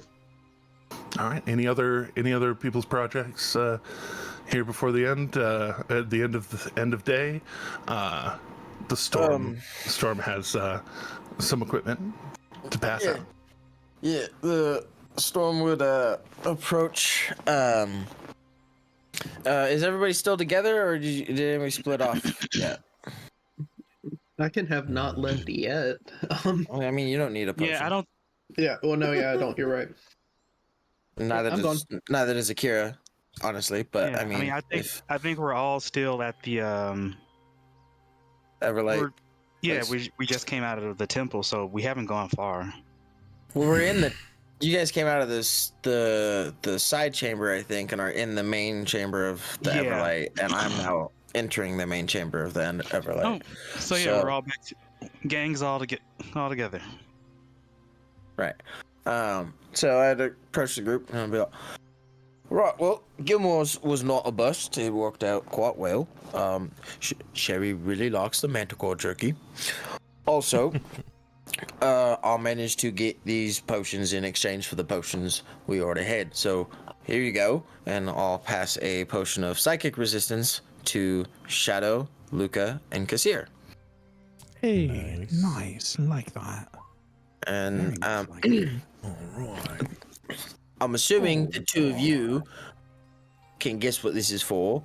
Shadow, the dragon that we're talking about fighting, it obviously it controls people's minds. You've noticed that, but it definitely probably hurts your brain a lot. So that potion will help with that.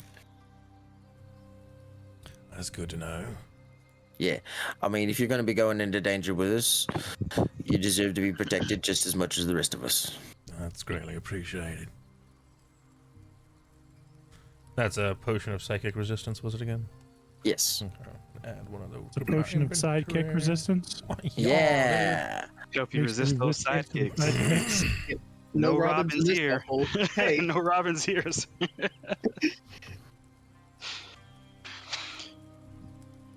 Come back when you're Nightwing. no death in the family arc here. No killing joke here. No hush here. I was gonna say, it's a good thing there's no Robins. I mean, shit, one of them might end up dead. I mean, one. No one pull out a crowbar, okay? Do not take him near. Oh. You mean this crowbar? I would say, threaten me not with a good time. Oh, jeez. Oh, Oh, poor Jason Todd. Poor Jason Todd. They did him dirty. They did him dirty. I mean, the fans voted him dead. That was the bad part about it. It was a contest. That's what I'm saying. They fans did voted him him dirty. dead. But then he got to be the Red Hood, and he's all better now. Doesn't he keep a bomb in his helmet? Sorry, He used to. Yeah. rails. But yeah. Rails. We have those?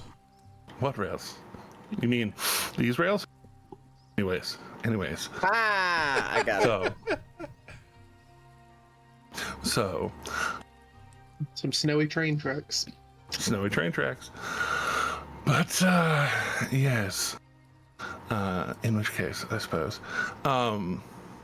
If that's everything, working more on your ring, how long have we put into that ring so far? I have purchased the diamond or the sapphire. You purchased the sapphire. All right. You might need a bit of actual forgifier, unless what are you making it out of silver? Silver, yes. And remind me, because I think you actually know a little more about silver work than I do. That's one of those that you can manipulate it without heat, but to make a full-fledged ring, you would need heat at some point.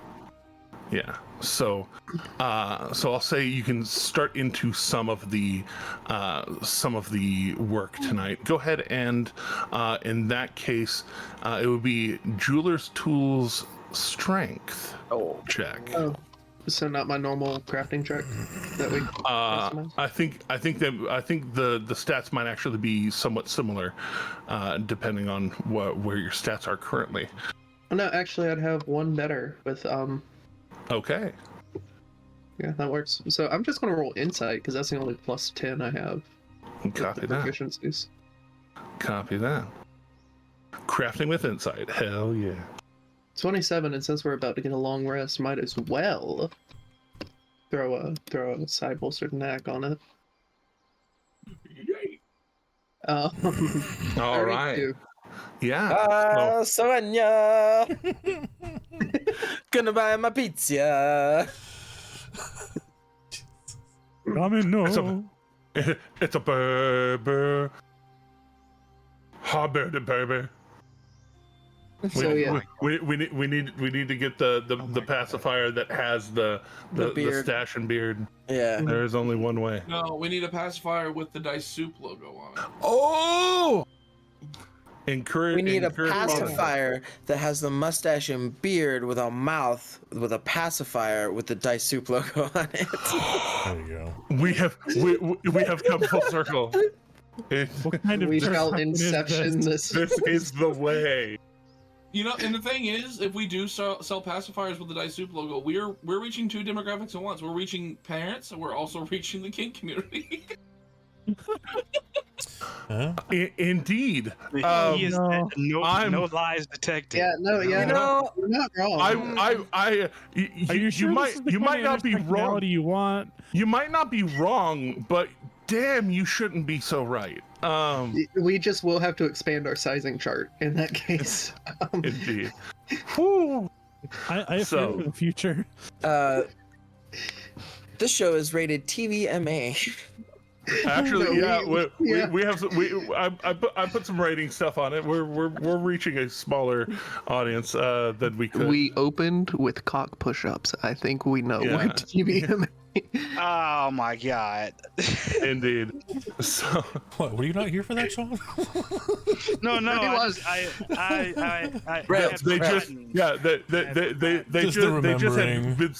They had been so grateful that they had forgotten, you see. But How about that? That first part was sanctioned by Sean. Like, Sean had fully endorsed that first section of the show. It was fully...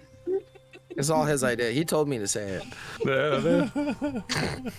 So, anyways, speechless. Absolutely speechless. If you don't want me to go to a forge, I can just take that 32 to because I got a rough cut.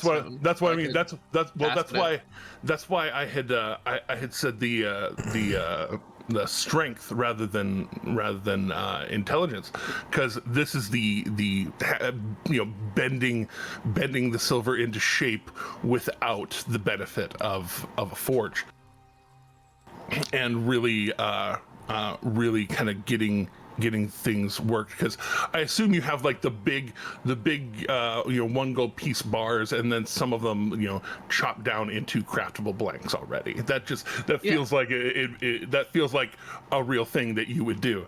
Obviously, yeah. And so being able to strength manipulate that and strength get that into shape, you actually very much you make short work of it. You do basically a full day's worth of work in about 5 hours before bed. So another crafting success. Huzzah. And we'll call it using 1 gold piece worth of silver to get it done. So burn a gold piece and la di da, or in some people's case, la di da di da. La da da da da. La da da da da. I said what I said. Do do do do do do. I will do Inspector Gadget. Oh, I made a bad rap joke, and Sean has to go and cleanse his soul. I get it. Okay. I know they'll be okay, but it's okay. I deserve it. But we are on one.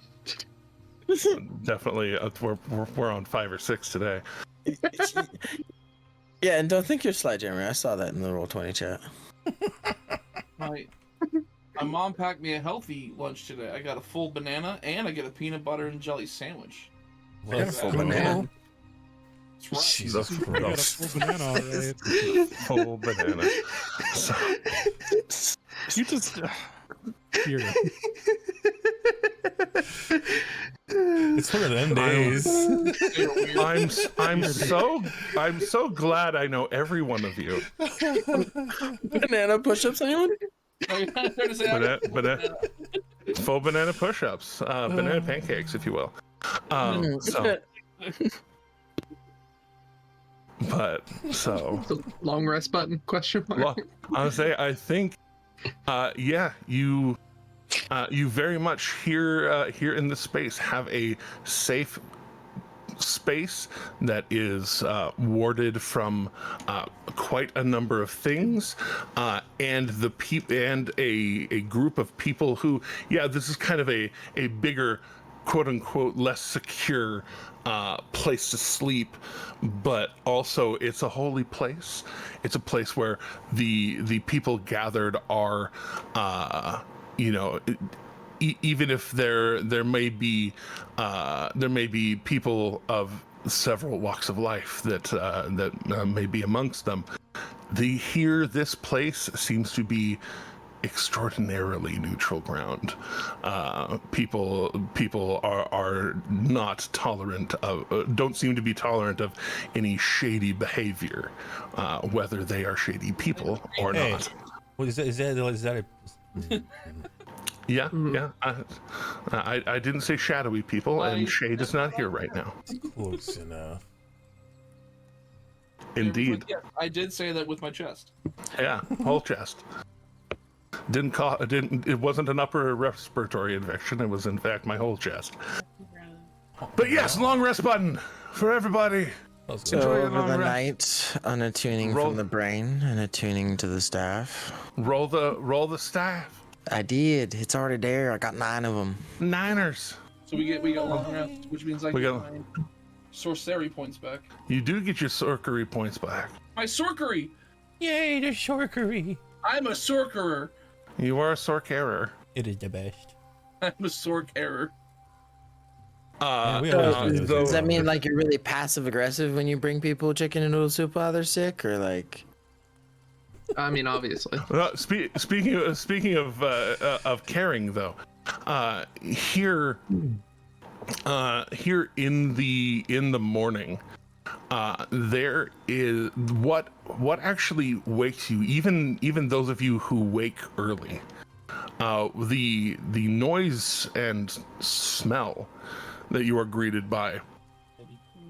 Well, I guess end of the night. Pike actually produces food. She uses the create food water. Well, mostly for food.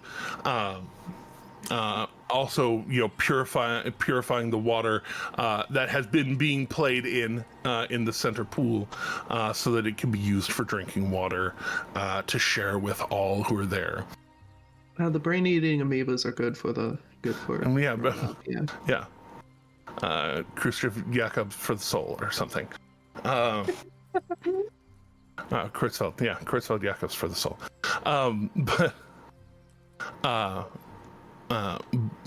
And so like there's already this kind of massive feeding of people that happens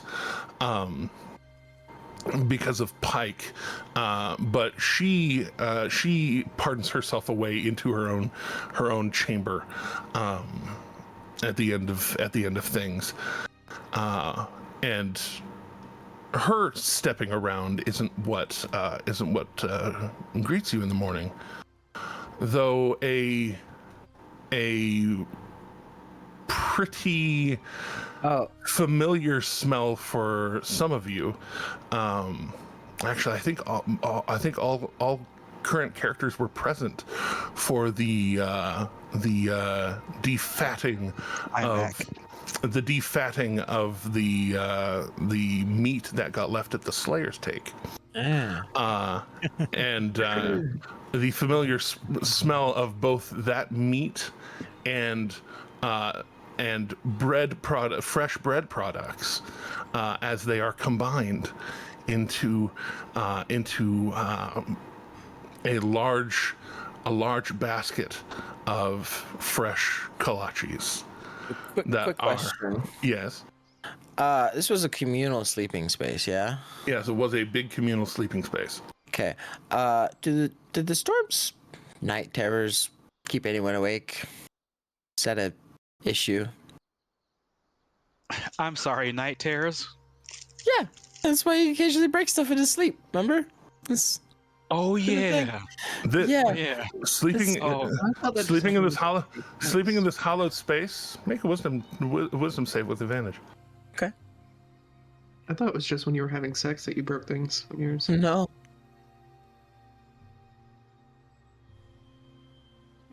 Okay. What?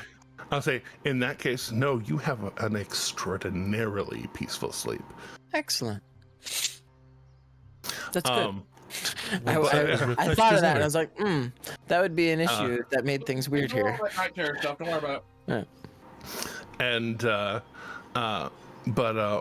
walking in is an older man. He's probably in his high 60s. He looks like he's been in the world a bit. Long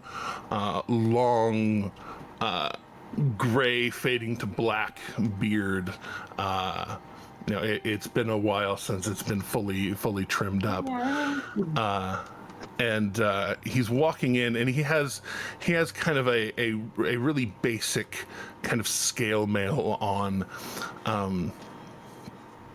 but he's walking through and just very politely, kind of stepping through and setting these two baskets that he has down and unwrapping them, and has some plates that he actually is setting out along the edge of the pool to set them out and make things not just grab baskets, but like very presentary and setting stuff out to share.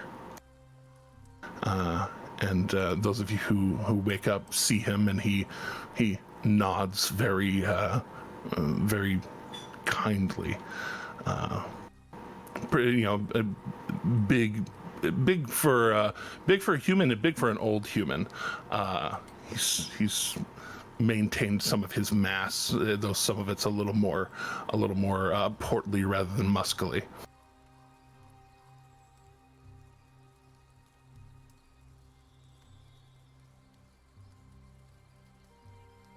Sorry, I'm coughing. But the storm would be awake probably, or waking up at least, and getting ready for morning exercises, practice, and whatnot. And definitely would notice the rather fit human, for sure. Shadow noticed him forever ago. He just didn't pay attention. Thought he belonged here. Right. And he'll just sort of take note of him and go about his morning practice. And if the guy looks like he's interested at all at any point, Storm might be offer him to join. But if he seems busy, then that's cool too. Already on lap 5, Akira comes around on your left. Erdrin doing katas with his new sword. I don't know what y'all are talking about, alright? Storm was the one who started the morning practice, alright? I don't know what makes you think you can get up earlier than him. It's like that time, I forget what the other actor was, but there's this other actor that was trying to beat Arnold to the gym every morning before filming, and he could never do it. Carl Weathers. Yeah, Carl Weathers. Yeah, he could never do it, right? I'm Arnold. All right, the Storm's Arnold. You don't beat Arnold to the gym. No, I never said Erdrin got up earlier. Someone had to wake him up. Akira was already on lap 5. He's awake. Yeah, I didn't say I got up before you. I just said I started before you. Oh, okay. Oh, really? Yeah. Either I started before you, or just we started at the same time, and now I'm on lap 5 and you're not. Yeah, and Akira is still fast as shit. So yeah. Yeah, you are faster than me, so yeah, that would still work. Hey, we'll do this then. It was Slayer's turn to wake Erdrin up for morning training. Whose? So that's what took him extra. Whose turn was it? Storm. Storm. Yeah, it's okay. Sorry. Sorry, it's happened a lot today. That's the only reason why I'm actually saying something about it. But you all keep forgetting my name. I've only changed it twice. Hey, that was a row mistake, not an air mistake. That's fair. That's fair. Right. But It's all good fun. you gesture for him to join. If he doesn't seem too busy, of course. He kind of smiles and nods, and I'm doing my morning exercise right now. He kind of doing what he's doing. But thank you. You look like you're some big time adventurer. Well, I don't know that you could call us big time. But you can call us the late. We are adventurers, the group of us. We are the light in the darkness of this world, bringing light to the dark places, protecting those who need it. That's very good. I am Carrick. I knew it. I've been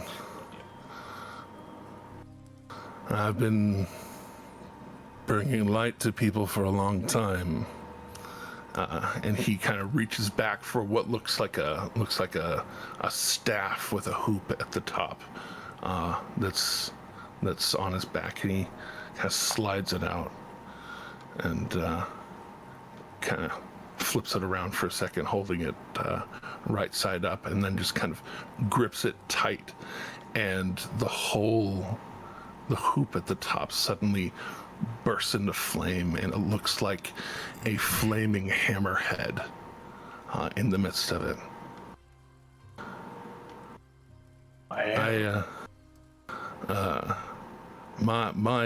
My primest loyalty is to Pelor, but I have a secondary loyalty to my friend Pike, and the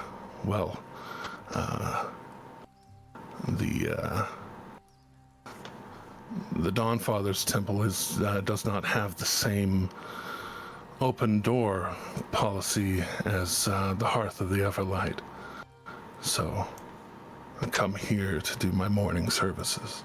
And he kind of loosens his grip, twists, and the light winks out again. A couple of people kind of being disturbed by the sudden sound of ignition. Right. Sorry. He slides it back and just. But yeah, feel free to partake. This is a thing for everybody. We do most mornings from the Slayer's Cake, so please enjoy. I'm gonna go finish my morning prep there, and then I'll probably do my morning walk out in Trinkets Park. Well, have a good day. He kind of just turns to go wander off. Storm's just kind of like nodding along with what he was saying, and as he turns away, I'll just be like, "Storms guide you, friend."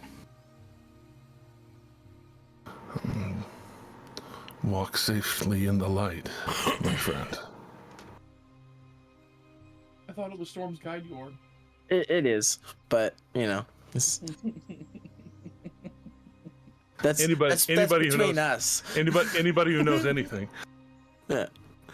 knows that it's Storm's guide door. Yeah. But yes, being able to You just didn't finish it. It's Storm's guide your path. You just didn't have time to finish that one. That's all. I didn't know Full Giant yet. Yeah. But yes, he walks out and and Akira passing by the front door, trying out 6. Storm starts running again. You will hear gasping breath of like, how many more? How many more laps do we have? and everybody knows that running in the cold sucks worse. But at very least, you are not worried about the structural integrity of the roads underneath you. The roads are perpetually warm, and because of this, don't have and because of the drainage, don't have pooled water. Even with the snowfall, it's very well made. It's in fact very friendly towards this morning jog where the roads are clear, and you don't have to worry about freezing your feet off in the snow or slipping on ice. That sucks. Yeah, I do. But if you do it right, it does add to your distance for your total run. Yes. At least, especially on a downhill. Yeah, exactly. You can get an extra 200 feet on your run for no energy. Right. Just the low cost of scrape. So there was talk of a heroic feast. Yes. As the morning proceeds, you noticing the staff on your back beginning to charge with the break of the morning. Getting back from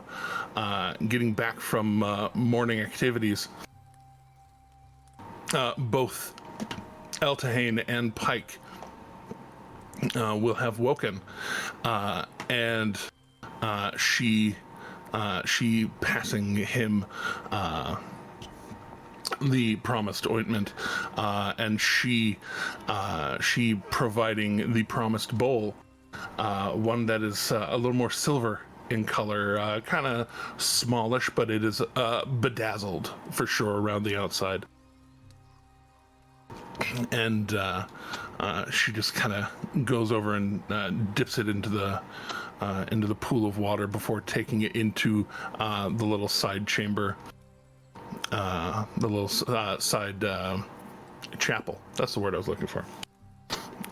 Inviting y'all in, and say, now, since it's not for everyone, I didn't want to flaunt it in front of everyone, but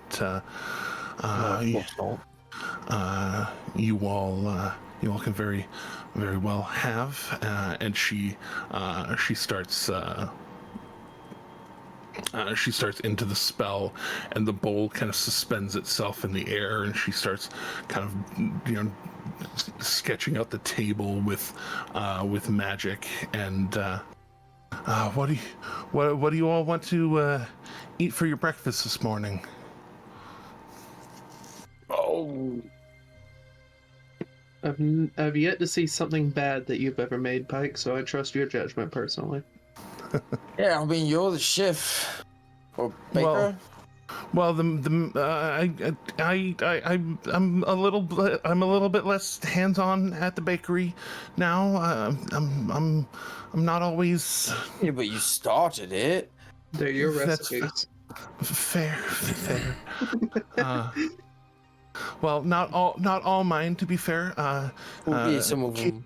Kiki brought in a bunch of them. Vex brought in a bunch of them. Grog actually brought the idea of kolaches in. So you can thank his genius for that. Yeah, it's a traditional Goliath meal. Yes, put the meat in the bread and gobble it all up. I mean, once you think about it, it makes total sense. Take everything you've got, put it in bread, and don't let airsick lowlanders touch the spices. Exactly. Gosh, you sound so much like him. But airsick lowlanders can't handle spices. but yeah. So I guess I can just get this done and kind of 3D printing with magic before it solidifies this plate full of or this table full of a platter of diced up ham and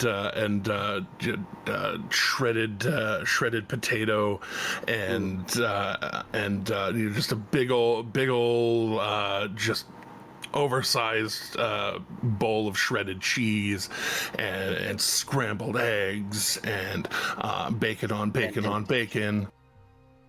And as it solidifies, each of you has a Goliath-sized carafe of kind of like a breakfast tea that's already slightly sweetened and slightly creamed out, and let's go.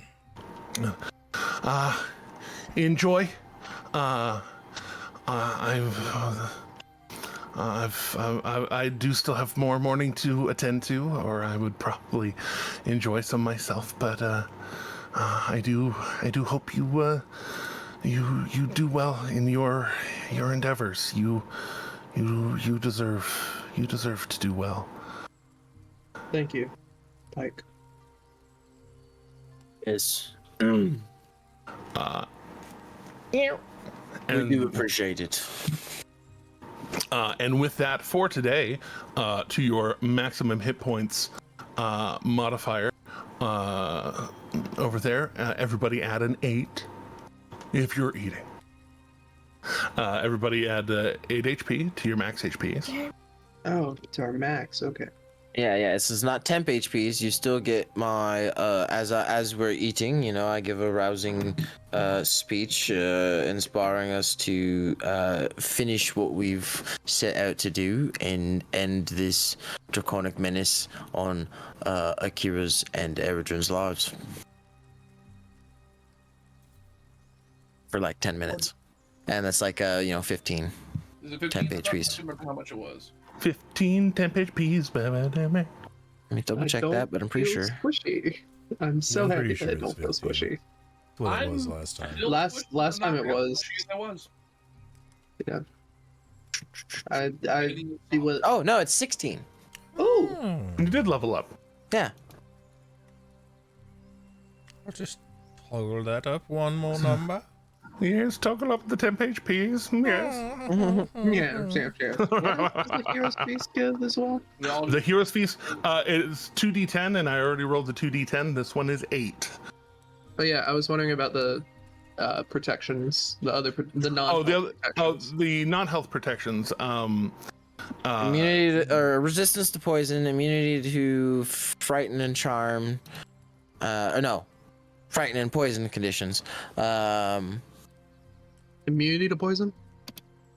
Immunity to poison condition, resistance to poison damage, immunity to frightened.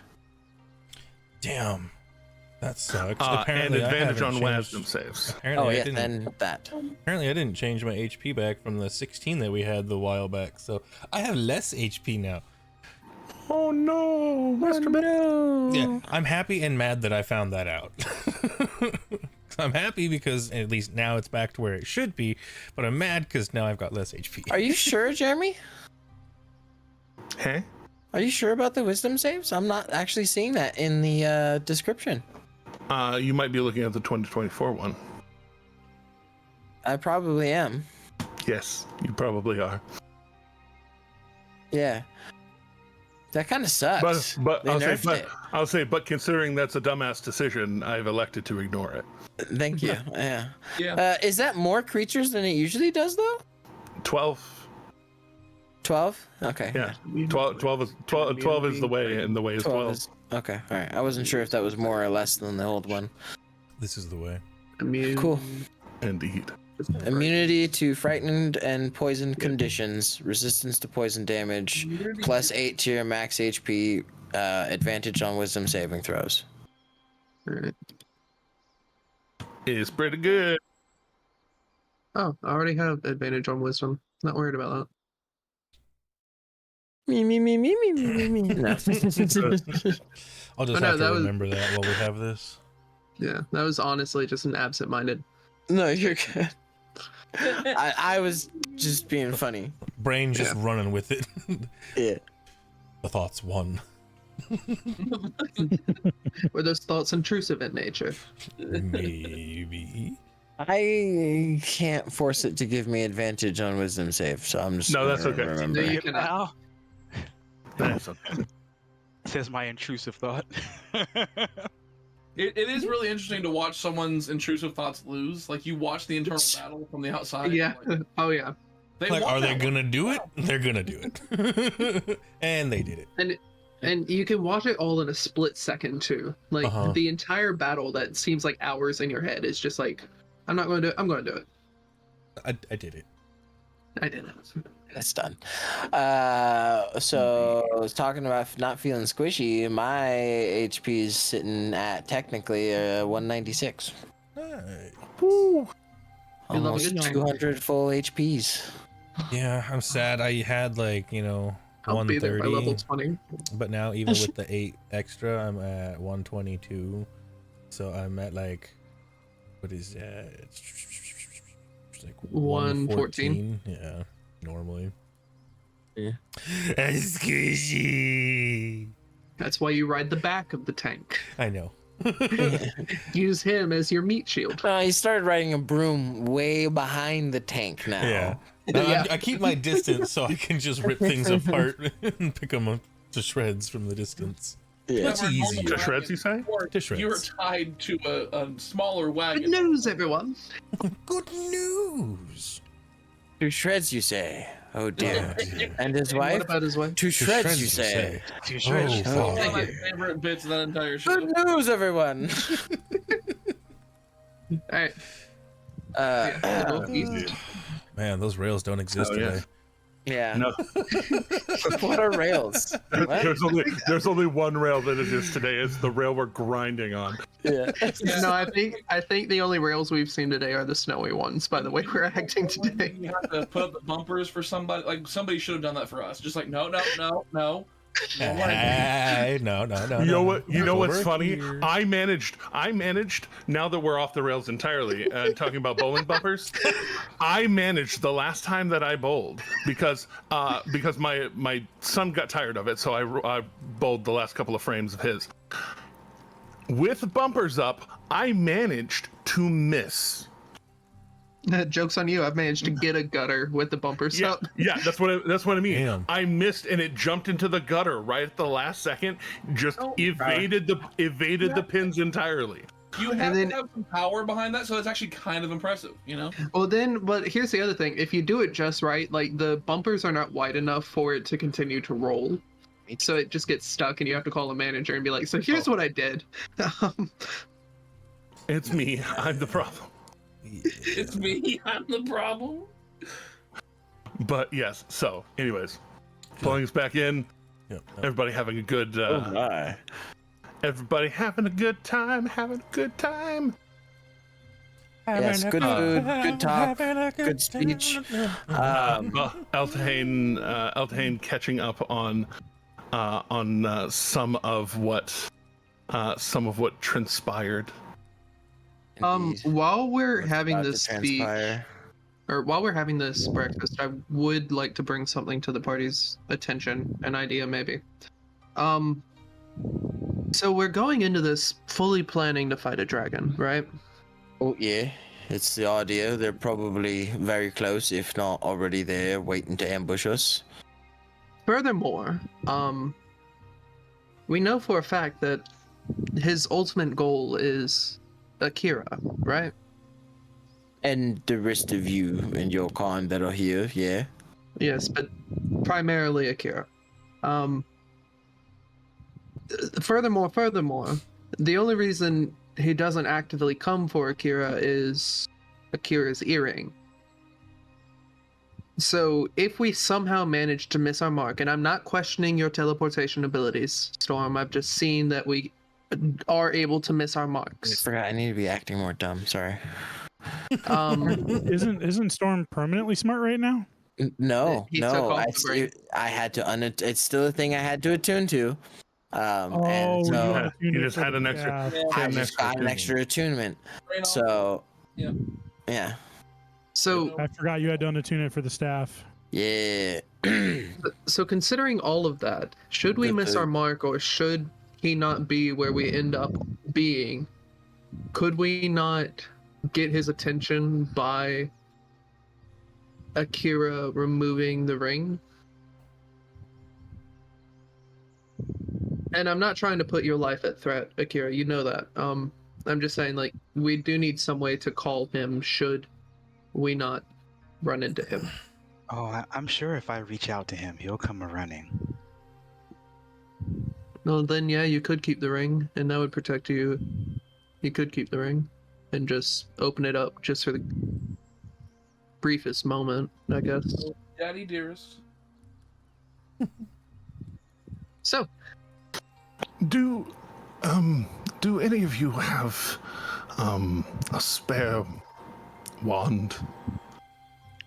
A spare wand? A spare wand, a spare staff, something I could use to channel magic. I've got these candles. would you like to borrow my focus? Which I would pull out a very nice looking writing quill. well, I mean that would help me in transcribing my spells, but It was worth a shot. I just know I'm I not use that as a entirely. focus. Most of mine is actually channeling through, and he very casually flips around, and re-pockets the karambit real fast, and just most of my magics get channeled through. But Oh, a blade you I have want to borrow. I have a few other spells that are a little bit less stabby and a little bit more practical. I have this whip. I do know how to use that if you don't want it. Here. That was actually what I did my blade singing training in. Thank you. No problem. I thought you can't make that joke. Yeah, you can. Considering this Shouldn't, but can. I just thought you were like really proud about your kinkiness, Eltahane. Indeed. He just kind of indeed as he kind of snaps the whip in his hands and wraps it. Whips and chains are like taking it back for Gith, right? You see, I mean, it's like yes. some foreplay, really, honestly. But Oh, so bad. beyond that, and he kind of wraps part of his boot around his hand for a second, and then channels a mage armor, and you see the shimmer kind of go over him and then fade. More so I don't have to keep roughshod having to find materials for making some of my magic work. I prefer to just use a wand or a staff or something to channel the magic. If you have one to spare, it'd be helpful to me, but Can it be of a non-magic nature? Depends. What manner of... Do you have staff? I have a normal behind, because I have two quarterstaffs. I have a normal behind quarterstaff. I'll be right back. And the Storm will get up and leave and go to Gilmore's. Just off. It is too early, and the doors are currently shut. The way is shut. Big friend and enter. I have a normal quarterstaff or bowstaff. and he takes it for a second, and then just kind of starts spinning it about with his hand, and then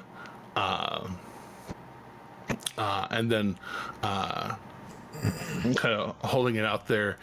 He uses the other hand, pulls a karambit, and just takes a quick slice off of his sleeve, and then using the staff starts trying to channel mending through it, points, and it starts mending up after about a minute. It fully seals after about a minute, and I think that'll do. Thank you. Yeah, of course. That was the one that some guy was trying to break Asher's skull open with. And that would be tragic. He winks towards Kassir. Just like, hey. Everyone's like, the most direct route to solve this problem is just, I'll just go buy him one real quick. Yeah. Walking out, finding the door shut, knocking, no answer. Come back, yeah. They were closed. Oh, thank you. The staff should this staff should do. Thank you for your consideration. But that being said, he takes the ointment and starts putting it at the end of the staff as he starts preparing to cast a spell. Excuse me. Eldrin,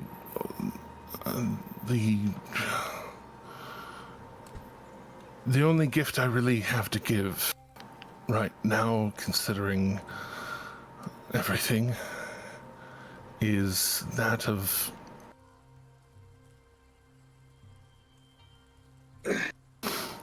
being able to clear your eyes and to help you see things as they are out to 120 feet from you. It only lasts for an hour, so here's the food is beginning to disappear. I suppose you are headed out. I want to make sure that at least one of you, with the only one of these that I can do for you, has it. And no offense to your other friends, I don't know them as well. As a note, I didn't forget about that other thing that I wanted to do at Gilmore's. It's just that Gilmore wasn't there, so I didn't want to ask Sherry for it. Fair enough. So that was directed to Erdrin? That was directed to Erdrin, yes. Yeah. Yeah, of course I would really appreciate that. And I appreciate you helping in this time. Also, real quick question. Mechanic question. Yes. Is the ethereal plane and the astral plane different? Yes, they are. The ethereal plane is a space between planes. Okay. And it's a border area. Okay. And the astral plane is beyond other planes. Okay. I'm sure. Okay. So the reason I ask, if you score a critical hit with it against a creature's astral body, so that's astral plane. Yeah. Okay. Yeah. Specifically, astral projecting in the astral plane. Okay. All right. But yeah. Sorry to cut that very meaningful. Yeah. No. It's very necessary. Very necessary to know how your cool shit works. Yeah. But yes. So, that being said, as he taps each of your eyes with the staff, your eyes ignite with a pale but vibrant green, and for the next hour you have true sight out to 120. on the ethereal plane, you can see some weird shit on the material plane. Some of it things you might recognize, like space guppies. Just kind of swimming together. You see one creature that it's got 10 tentacles and just this kind of jellyfish head with these two little eyes just poking out, just looking around. Looks like it's this technicolor disco of color kind of rotating around and fading between each of the tentacles as it just kind of floats around. That sounds like the best mushroom trip ever. Well, looking at Arjun's initial reaction is, oh shit. And then but you can tell that they're kind of ethereal and kind of half there, so you can tell what's real and what's not, but you can definitely tell that like there's some shit in the air around here. Yo man, are you seeing these sounds, man? I can see these sounds everywhere. Well, that's tremor sense. I would then say oh, holy fuck. I know some people can do this all the time. God bless them. Or God's bless them. That's weird. Oh, are there things here? I'm sorry. You never really know when you turn it on. No, that, I'm definitely and going to learn purify water soon. Particularly that jellyfish looking creature, kind of like, it's almost like you see it and then you realize it's following Pike as Pike moves around and is very, very happily going about her thing. It's like drifting behind her constantly and like moving a few of its tentacles through her, like it can see. And I'm making note of that. I'm not mentioning that. That's okay. That is that I don't want to walk to be like, hey Pike, you have an ethereal jellyfish molesting you, just to let you know. The universe is balanced on the back of a giant koala. What does he know?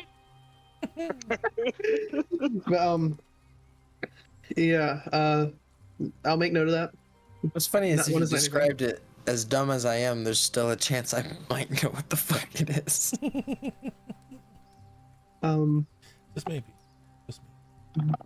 I would guessing it'd be an Arcana roll. I would then turn to Eltahane. Not describing it. No, I'd say, please take care of yourself.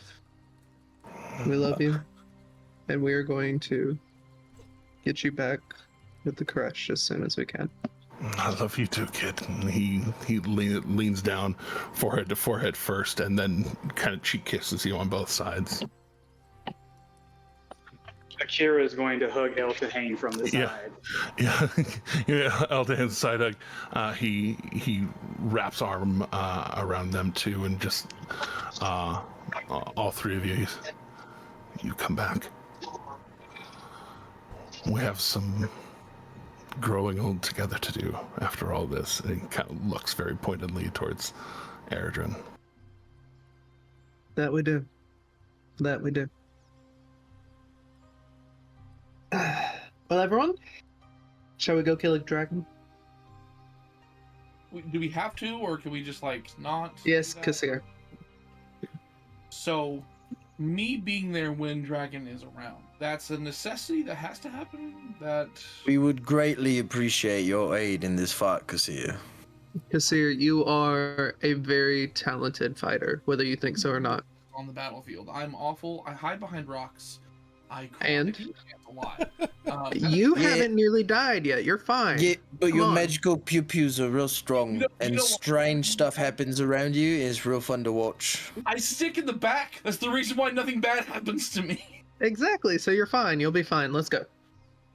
Actually, but then if you guys get eaten, and I'm not in the back anymore, the back becomes the front. I would like to summon my echo, and both myself and my echo throw an arm around Kassir and start walking him. Now, see, if I get eaten, then the front is inside the dragon. Because now the fight is inside. Yeah. Anyone have that gif of Drax? Like inside. Oh, I've got 2 javelins of lightning, so I could just be like, "Ah!" True. All right, can we True. flip that of Justice too?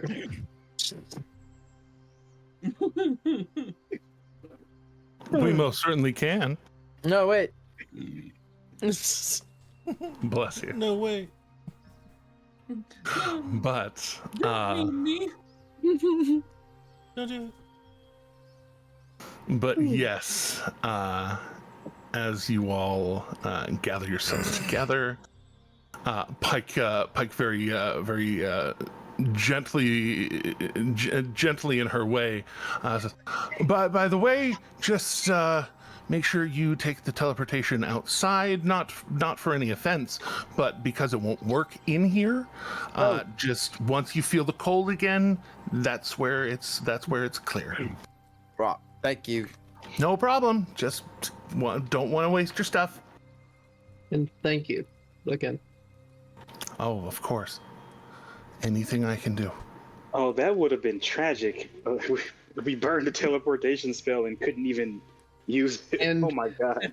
And burned Hero's Feast. And Right, and burned the hero's had- Oh my god. I had a feeling that would have been the case, but if no one had mentioned it, the storm was gonna do it. Let's go. No. You know what? That's so in character that I can't even be. I couldn't have even gotten upset about it. That would just be so in character. Just be like, poof, it didn't work. Yeah. And it's like, I guess we're not going now. Oh darn! I'm gonna go back and find that gift lady again. Just Wrong continent, bud. what's her name again? By the way, I think I should remember that. I had it written Vivek? down I don't know. somewhere. Let me find where I wrote it down. Isn't she like your cousin or something? Yeah, no, I'm looking for it. I have her character sheet right here. Hold on. Yeah. Veakat. Yeah. Veakot. Okay. Yeah. I'm like, so if that were to happen, like Kassir would have been like, "Darn, it didn't work. We're not going. I'm gonna go find V." We're gonna go some dinner or something. I don't know. Buy her some dinner. So I suppose that does make it time for the storm to move. Yeah. So remembering real hard and thinking real hard about the Blooming Grove. Yeah. Yeah. You would have had the forethought to kind of write down a few giant glyphs about it. Yeah, I was gonna say I've made sure to write it in big giant glyphs. Not just in giant in size, but literal the language. Giant glyphs. Yes. Yeah. To make it nice and easy for me to read. You know, nice and easy for Dumbstorm to read. Hearing him stumble over it, some Erdrin would offer to translate to. You know, what was it when he brought? Okay. North is what that is. Okay, so we're gonna just bap. And how familiar was I with it again? You were very familiar, I believe, was what it was, because you had in fact stayed there. Excellent. Well, it appears that even if it had been seen casually, we would have been all right as well. Yes, indeed. Thankfully. Be aware of the presence. Well. Yeah. Yes. Viewed once or described, that would have been off. Yeah. But alas. So, as the magic No, of I'm the aboard. Alas. Well played. Sorry. Perfect. Then choose the thoughts. They won. They won this time. Indeed. you all appearing out in this graveyard, and this was a picture that I got from the Critical Role wiki, but Is this the right place? But it is blanketed in snow, fresh snow, as you are even further north than Whitestone is, in a forest, and you're in a forest clearing that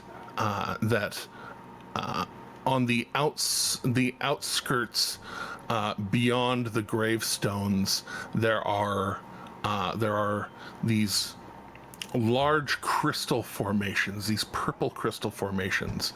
I think 6 of them that kind of out of the ground and kind of pulse very slowly, glow and then dim, and then glow and then dim.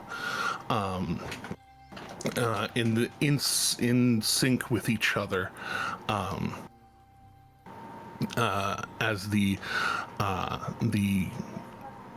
courtyard here, or the cemetery here, is well kept. As long as you take into account all of the growth of the grove around, but each one, while there is growth on the grounds itself, each of the stones is properly cleared around it, and kept and maintained. Amidst them is this little home hutch.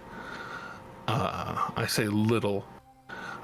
It looks like it too is made for large, tall people to walk into and exist in. And Furbolgs? like furbolgs, for instance. And you know that teleportation magic isn't entirely silent. As you appear and then crunch into the snow a bit, there is a sound of somebody picking up a staff really quick from inside of the house, and then opening the front door and kind of pointing the staff out and kind of looking around. And this someone is quite tall. Notably Firbolg in the kind of bovine humanoid face, the nose kind of hooed up a little bit, and this kind of bright pink in the ears. This kind of gray fur, though the top has this almost flopped over mohawk of purple. Pretty well dressed, well cloaked up. You can kind of see it from under this kind of forest wizard kind of cloak that he's wearing. And he points this staff out with an equally purple crystal at the top of the staff, though it's not pulsing like the other ones. And he just opens up and points the staff out. Are you friend, or are you not friend? I'm your ward's brother, Joan's brother. Which I think makes us friend. You Joe's brother? Yes, I'm Erdrin, the better-looking twin. Erdrin. Make that make sense. Oh yeah, Joe's talked about you a bunch. That's fair. Wait. Pass the staff back to Luca. Wait, thanks. Just a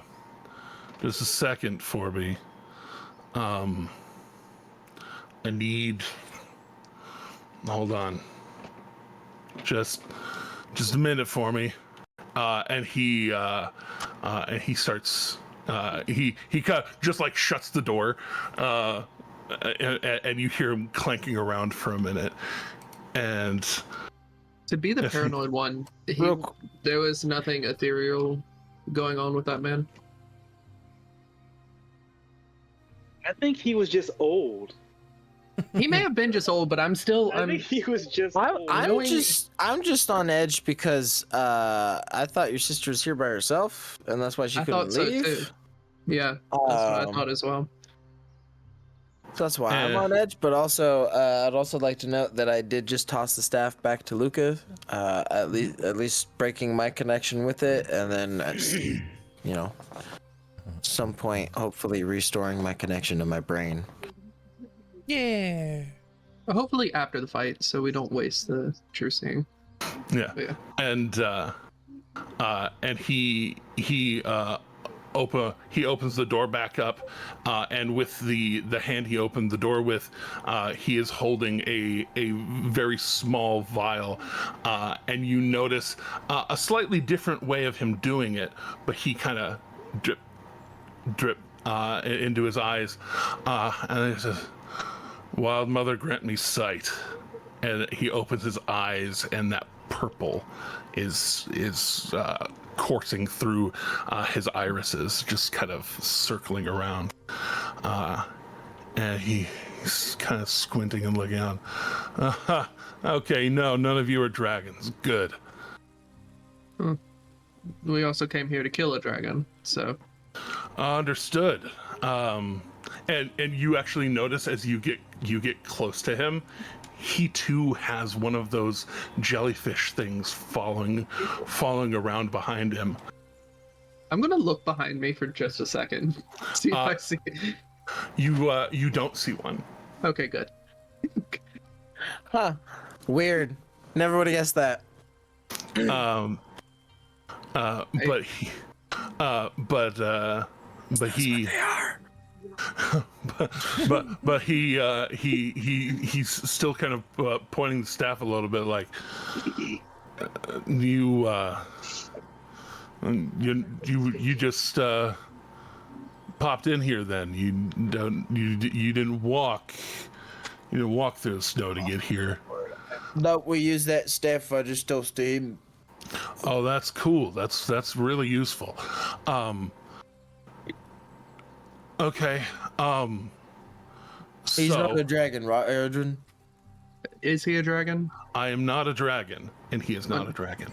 That sounds like something a dragon would say. No, he's good. He's clean. That's. Are you sure? Good. Are you sure you're not a thrall of the dragon now? How do we know he's not a dragon? He does have a jellyfish, like getting all up on him, but a jellyfish, and he turns around. You mean Fred? I love it. Wait, sure. What is Fred? Oh, What is Fred? Fred's a flump. Okay. It's a flump. It's a flump. Yeah. Yeah. Okay, good to know. Flumps like good vibes. Yeah, they do. I can't. Am I supposed to be able to see the flump or? No, Kasir. Where's does where's Joanne? Does the storm know what a flump is? At this moment, probably not. No, I still have a +2 to Arcana. Oh, you do? Okay, then throw an Arcana roll. All right. It's possible. I've heard people talk about flumps. Never actually seen one yet. Been wanting to see one for years. Oh, well. 16? With 16, yeah, you would know. I know what it is. Yeah, you know what it is, and you know that they feed on good vibes, but they don't like. They're not like vampires that like drain you of good vibes. They just hang around good vibes. Yeah. Like moths to a flame. Yeah, kind of. I love lamp. Except they feed on lamp instead of they feed on the light of lamp rather than on the lamp itself. Yeah. But they just like your vibe, man. That's all. Yeah, for real. Your vibe. It's like they're solar powered, but they're vibe powered. Exactly. Yeah, they're just vibe powered, man. And he actually says, "Yeah, I've actually been over to the ethereal plane just to like chat with him before. He's really quite nice." Okay. First time I caught him hanging around.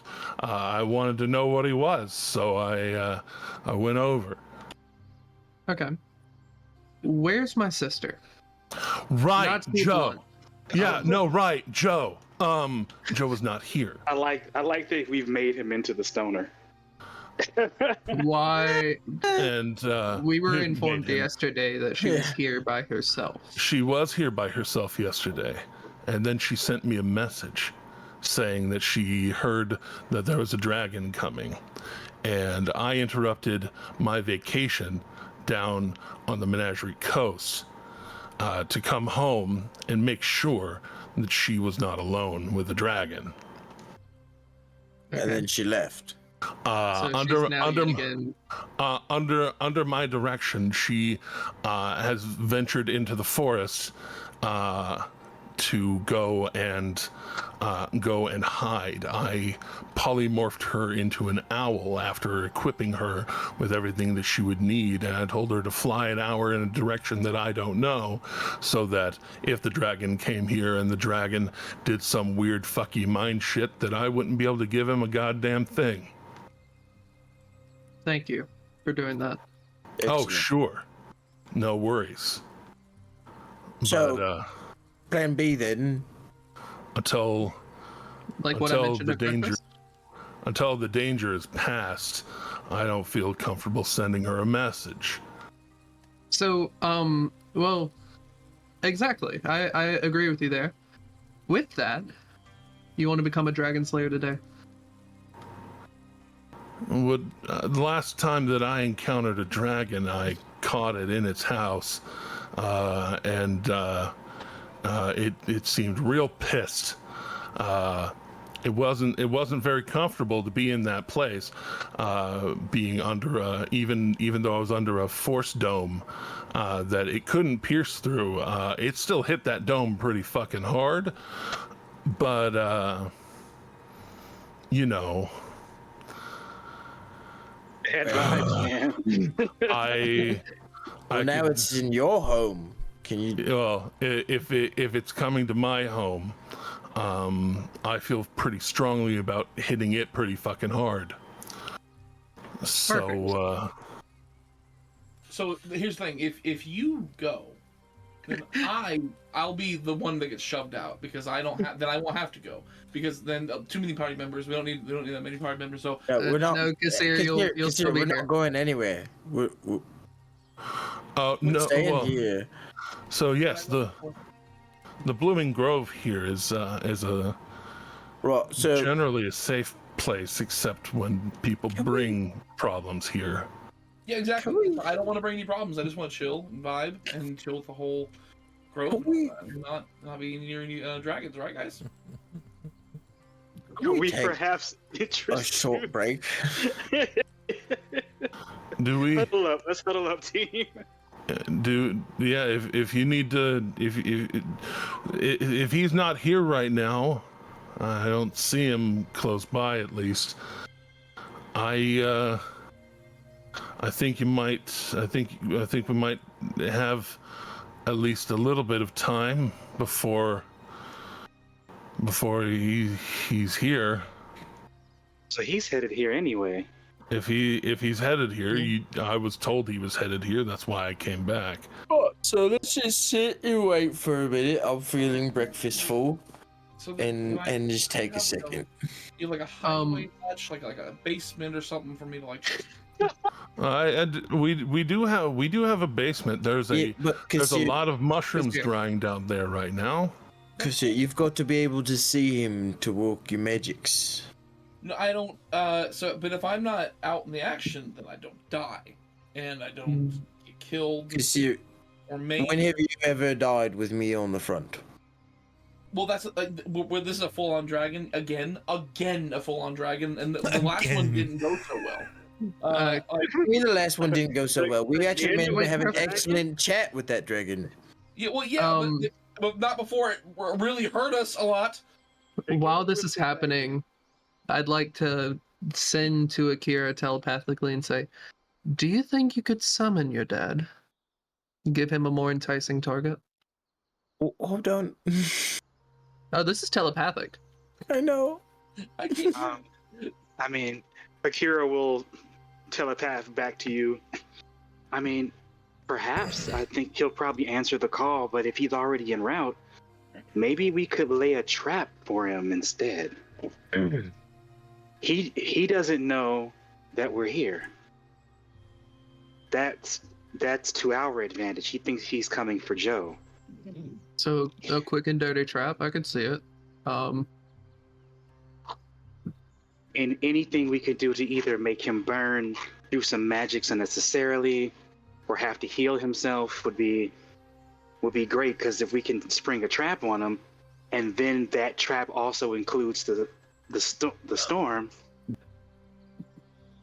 Okay, then that's fair. So once the trap is ready, we'll summon him if he's not here yet. If he's not here yet, but I think we should maybe focus on an ambush. Okay. I can get down with that. And then I will look, kind of like nod at the storm, like, continue, please. Well, I was just saying I was feeling quite breakfast full and that we could just sit and talk about our options for a few moments while we wait for them to potentially show up and try to maybe hop Kassir up a bit here as he's feeling fearful.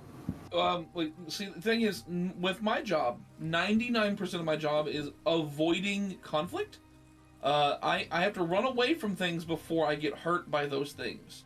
That's like most of my job. So yeah. I'm not exactly super hyped on going to find another dragon to mess with. I wasn't super hyped on the first one. Well, to be perfectly clear here, Kassir, I mean, I believe your debt has been paid. You know, you're free to leave if you're. Yeah, but I don't go back to work. To go either. I don't want Kassir, I have an offer for you. I don't want to do this, but I don't want to leave. I can't. This is crazy. Well then, Kassir, you've joined the late, and this is what we do. Kassir, I have an offer for you. This is now 90% of your work. I have an offer you've for you. elected to join this work. This is now 90% of your work.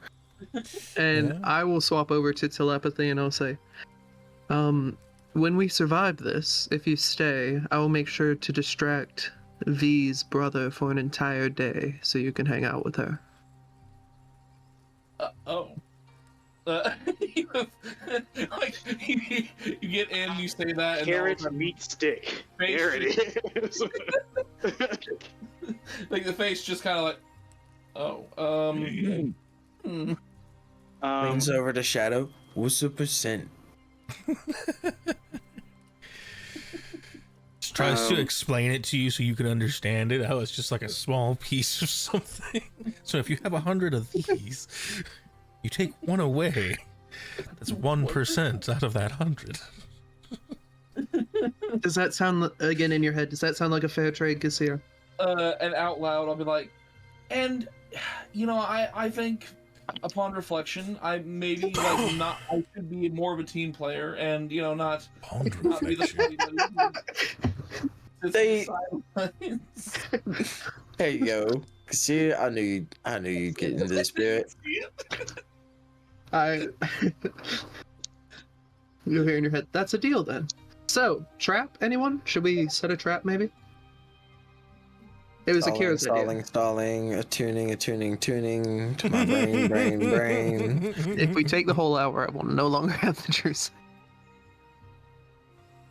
Oh, is it only for an hour? It's only for an hour, which is why I was pushing to go ahead and get the dragon here. I mean, come on, a short rest could totally be a half hour, Jeremy. Like, come on, we don't need it for healing, we just need it for attuning purposes, right? Like, come on. Focus real hard. Focus so hard. How long does it really take to attune to something? Like the better part of an hour. An hour, raw, an hour. The better part of an hour, so 30 not a minutes is the better full part of an hour. I can just see. Yeah, we'll see. I can just see you guys chilling out and like Storm on the sideline, like, "Come on, you pussies, rest!" Like,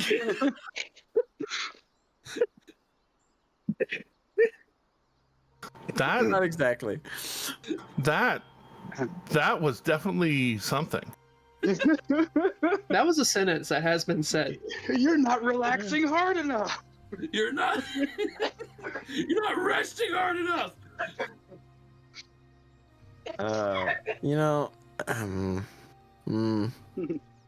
why do people use pussies as a term of like weakness? Anyway, I mean, like testicles are much softer and weaker because and, it was like, originally sensitive. because it was and, like, originally cat. To be fair. They really was. take a Well, I pounding. mean- That's all I'm saying. Agreed. Like- And furthermore, well, it's based in sexism, but Yeah, obviously. I'm just trying the to give credit. patriarchy. The patriarchy Right? is the reason. Okay. Yeah. those are the two villains in D&D: the patriarchy and capitalism. We all know it. So saith Saint Mulligan. Well, if we have less than an hour, then I think we should consider a little more openly courting him here, maybe if that's Yeah. what we're working on That's such a time fine. constraint. I I don't didn't need want- my brain to fight well. I just need it to RP well. You RP very well, dumb. Hey, meh. Debatable. So, trap anyone while we have a minute, or do we just want to go ahead and... Yeah, well, you want me to Well, what dig a do you- hole? Don't dig a hole in the middle of. And he gestures not vaguely towards the gravestones. Well, poking out I of- mean, at the edge, maybe. okay. But yeah. As a note, as it's brought to his attention more flagrantly again, he sort of just like twists a silver ring that he's wearing. Doesn't do anything. He's just twisting it around his finger. Okay, I was like, "What's gonna happen?" It's like a nervous habit. You might Baby something you crap. might think. What's going on? So, It's just a little quirk. so since no dig a hole, I can't really think of... Let me check one thing. I've got this scroll. I got this. Who can use? I got the scroll. Scroll. Yeah. What it? I can't read it, and I don't remember what it does. Akira will But I know I got it for this. wait. Akira will open up the scroll. Or Slayer. I mean, Storm. You can read. It is a scroll of Earthbind. Oh. Okay, so. And it's You were there when he arcane. got it too, I think. Oh, okay, yeah, I was. Yeah. Yes. Yeah. We could use this to now. Correct me over the table if I'm wrong. This can be used to, like, make a large. But you were just No, told- Earthbind. Earthbind is to like Keeps on bind the making flying thing to the ground. to the ground. Yeah, that makes like vines and shit come up Yes. and grab the thing and pull it down. Is it an Wanna attack fly or a away? save? No. It's a save, I believe, which means it could burn a legendary resistance if failed. Okay. So, and it's so- arcane in nature, right? I believe so. Mm-hmm. I don't remember what spell list it's on. I think check it's your on the spell list. druid spell list. So, But it was made by an arcane, though, right? yeah, but druids are like weird arcane divinity shit in my book. I don't know about Jeremy's. Yeah. So we do have Traditionally, a... they've been divine casters. Yeah. Sorry, Firbolg. Oh, not, I wouldn't say Firbolg. Purely Sorry, from a sorry. mechanic standpoint. I didn't though, catch your not- name. Oh, Terrible, man. right. You haven't been talking with Joan every day about her exploits. No judgments. Just The realization just hit me. Yeah, I don't have the spell for it, and she left before I could get a sending stone to her. You can call me Clay. Caduceus Clay. Druid, sorcerer, warlock, wizard. Pleasure, Clay. Pleasure to meet you. Well, Caduceus. I was told introducing by family name first is proper for some people. Either one works. I don't really get the whole family name thing. I'm Erdrin, just Erdrin. It's a pleasure to meet you, Caduceus. I am Akira. Erdrin and Akira. I'm Dumarin, but you can just call me the Storm. Dumarin. Hi. You've grown up a bit. Right. Yeah, no. Caduceus, yeah, it's alright. I've my brain got hurt. Your brain got hurt. Oh my. That is upsetting. One way to Long story short, deck of many things. He walked. You what? Anytime we mention that, people are like, "Wait, you played with that thing?" Just casually throw out a deck of many things reference. Yeah. So we found a deck of many things. You found a fucking what?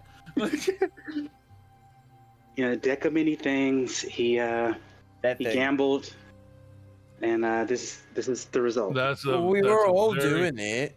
That's a very unfortunate. That's a very unfortunate gamble. Yes, I also lost. Not as bad as others, but I also lost. Well, I got them that neat belt, and I point at the belt of fire giants that Kira's wearing. Yes. That is a very nice looking belt. Oh, thank you. And I love him for it.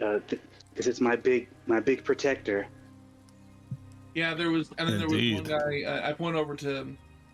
You love me, Tim. What's your not Tim? Teddy. Single tier. Shadow, is it right? Shadow, yeah. Yeah, Shadow. Yeah, okay. I point over as like Shadow's brother over there. His nipples fell off. That's what happened with him. He is. I think that's what actually happened. It's not what he told me. He drew the card. His nipple just came right off. It was the weirdest thing. You know? The one picking at you right now is wouldn't tell you. I mean, that seems like the sort of thing people would find very embarrassing. I thought it was just his clothes. Shadow Kassir, nice to meet you. Yeah. He's well. And then, I guess since I'm doing the introductions, Luca. This is Luca. Lucas Debatoire at your service. Lucas Debatoire. Do you have any like more rooms? Like the Debatoire Exchange? Out of character? That is the storefront. Yes. Is still the very same. Oh, good heavens! I ran across one of those while I was on vacation.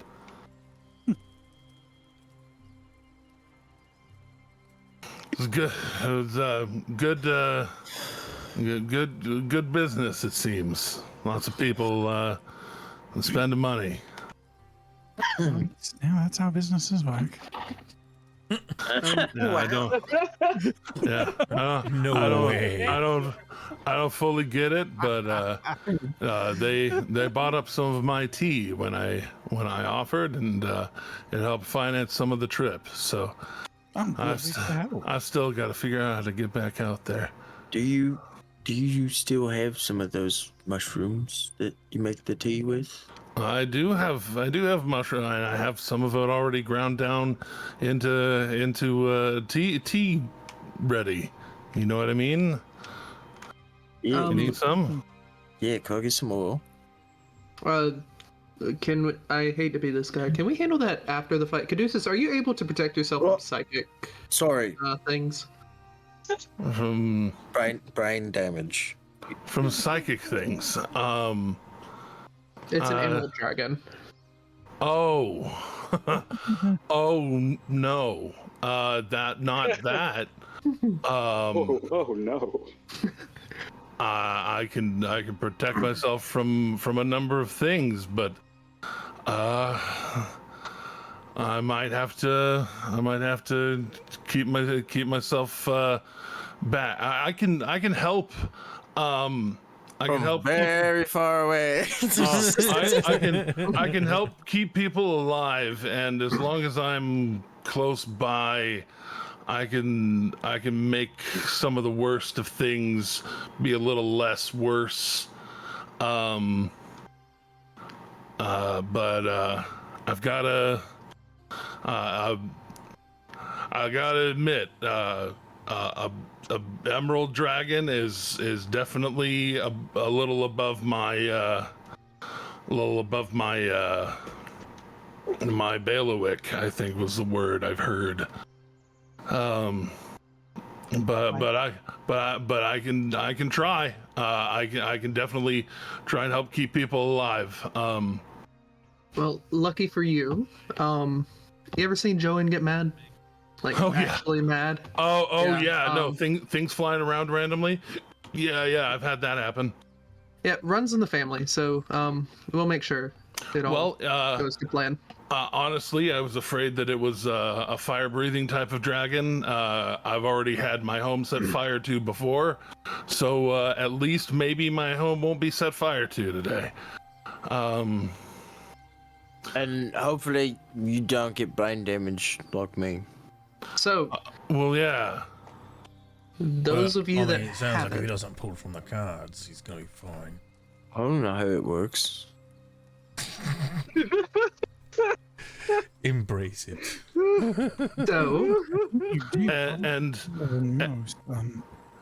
Honestly, if the less damage you can do to those that have been left here would be preferable for me.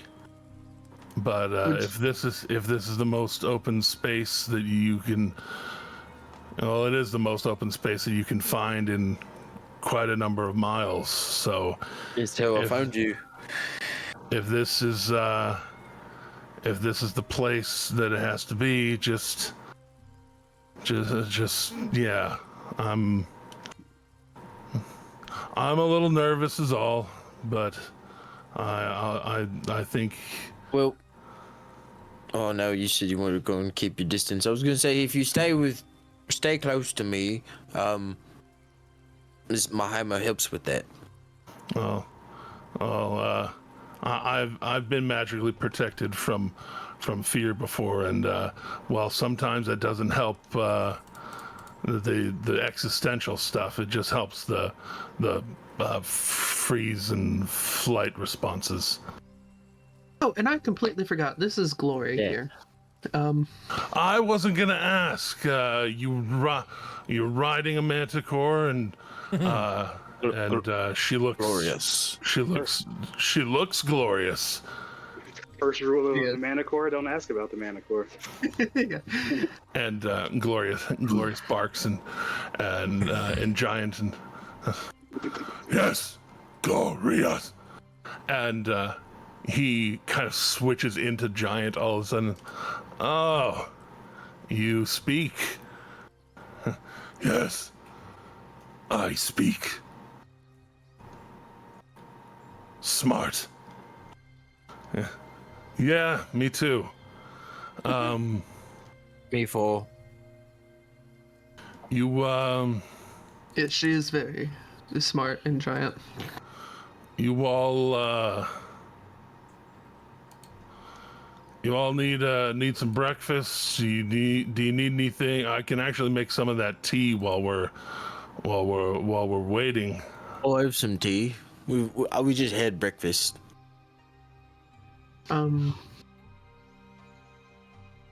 Or should we do Plan B, everyone? Yeah, should we wait or should I call out?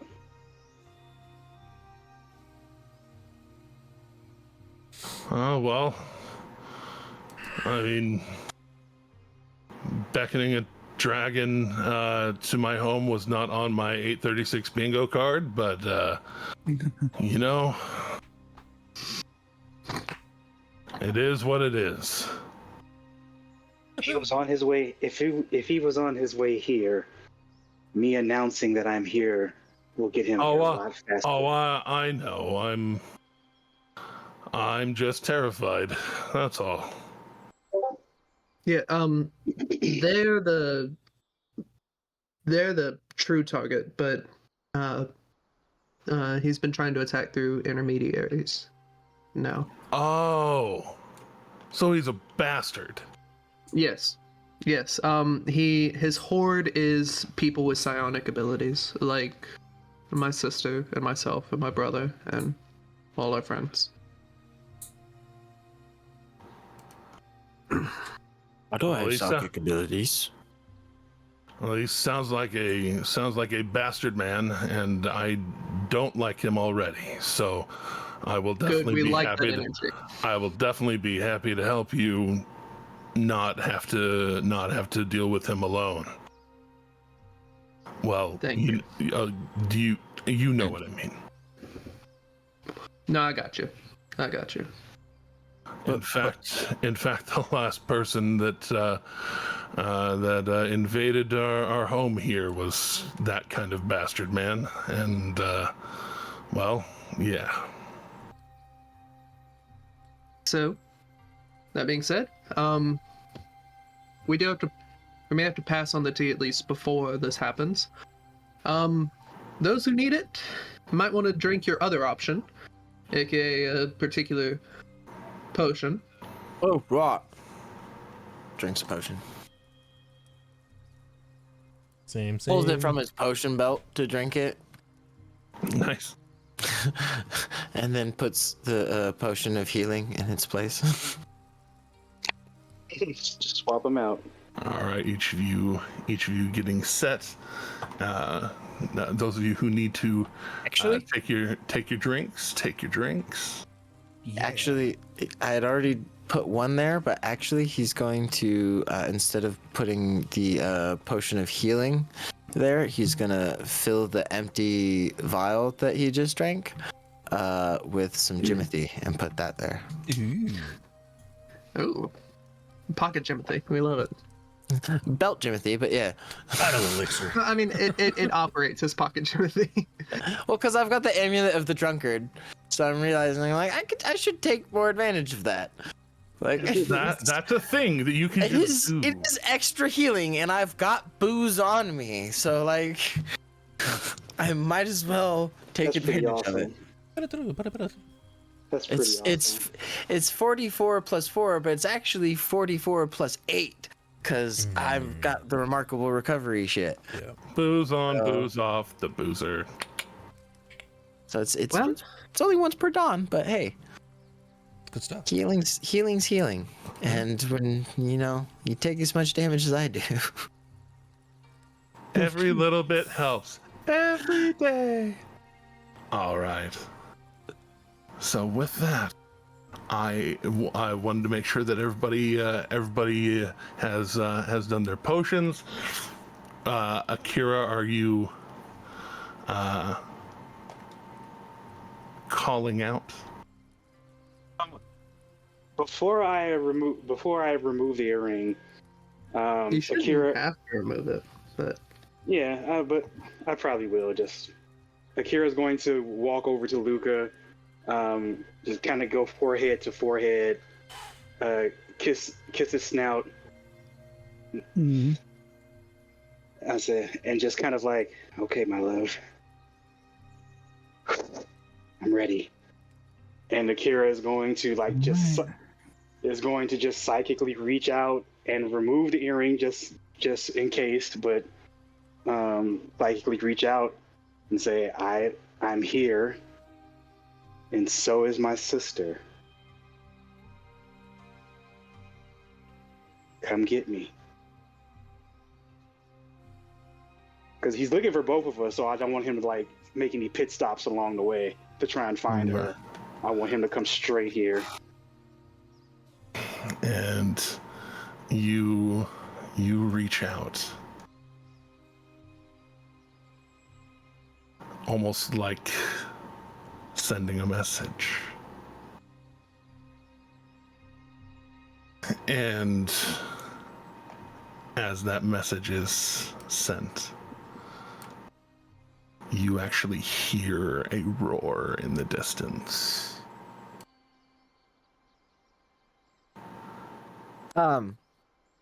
Yo. Also, real quick, that scroll needs to end up in either Cassier's or Luca's hands, because they are warlock or sorcerer are the ones who could use that. I bop it right to Luca during the walk. I'm still standing right there, so I just hand it right to Luca. How many scrolls did you get? I think it was just one. No, it's two. There's two. No, then I'll toss the other two. Cassier? Yeah. All right. Cause, well, I mean, yeah, that's fine. I was gonna say Cassier left, had to go, dad duties, but that's fine. I've got a feeling. Yeah, this fight isn't gonna start till next week. Yeah, I was like, I've got a feeling we're not gonna actually maybe start till next week. But yes, I have been in fact working on finishing the map for the Blooming Grove. But you hear the roar in the distance. Those of you who haven't taken your potions yet, having the feeling that it ain't gonna be an hour. Mm-hmm. And you hear the wing flaps coming from the southwest, and it approaches the oncoming threat that has been waiting. And so we will end this session dead on time as it clicks over to 3 o'clock, so that when we get back next week, I'll have a lovely Blooming Grove map finished. It's almost finished, but it will be finished, and we'll get to it. So, thanks everybody for hanging out. You know what to do. It's the place. It's the time to hit buttons and do the things. All the likies and commenties and notification bells and whatnot. Apparently, if you say those sorts of things, at least slow enough, YouTube sometimes picks them up and is like, hey, that's cool. Thanks for saying the things you're supposed to say. They're magic words, you see. Magic words for rhythm, al. Gotcha. Al rhythm, if you will. So you're saying say it slower. You're trying to help Al Gore keep rhythm. I am trying to keep Al Gore's rhythm. But until next time. That's Tipper Gore's job, not yours. Tipper indeed. But he's getting old. They're both getting old. They got to outsource. Until next time, please remember that you are loved, you are appreciated. Black Lives Matter, trans rights are human rights. And please, please, please keep going.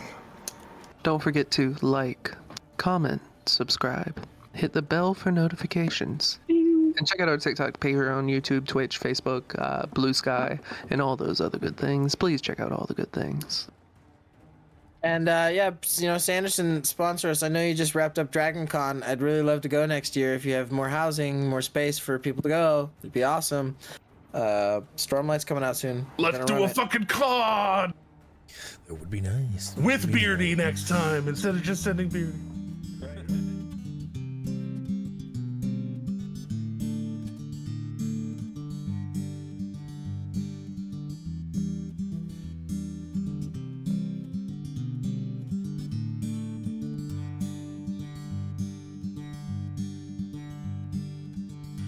Everyone knows the lily of the valley, a sunburst of a dahlia, of roses sharp thorns. But the prettiest, sweetest of the flowers only grows on the farther shore.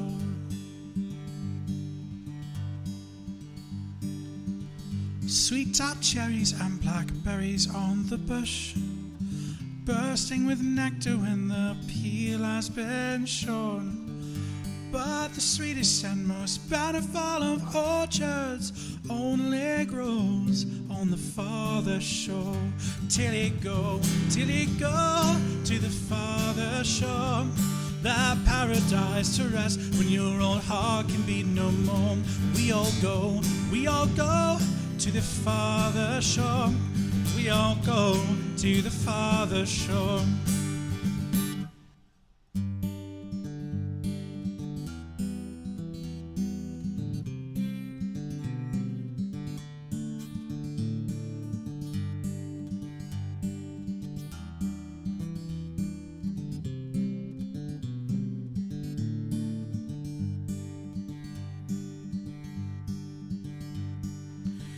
Wild temptations haunt this earthly coil. Some may resist them, though others can't ignore. But the promises of pure imagination take us all to the farther shore. It must be everything that everyone was promised. It must be all that we could ever want and more. It must be better than the love we leave behind us. They only know on the farther shore. Till I go to the farther shore. This paradise to rest when this old heart can beat no more. We all go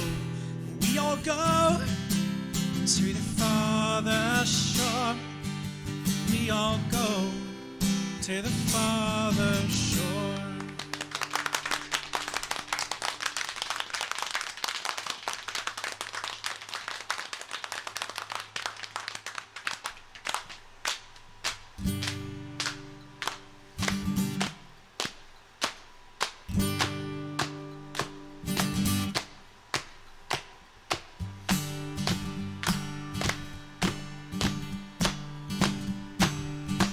I want to hear everybody, come on. Till I go to the farther shore. Till I go now, yeah. Rest when this old heart can be no more. We all go to the farther shore. Let me hear you now. To the farther shore. Show a grin, wake the dead. Till I go to the farther shore. Till I go now, yeah. Rest when this old heart can be no more. We all go to the farther shore. Let me hear to the farther shore. Let me hear your voices, everyone. To the farther shore. Sing it, everyone. To the farther shore. Thank you very much, everyone. In memory of a friend.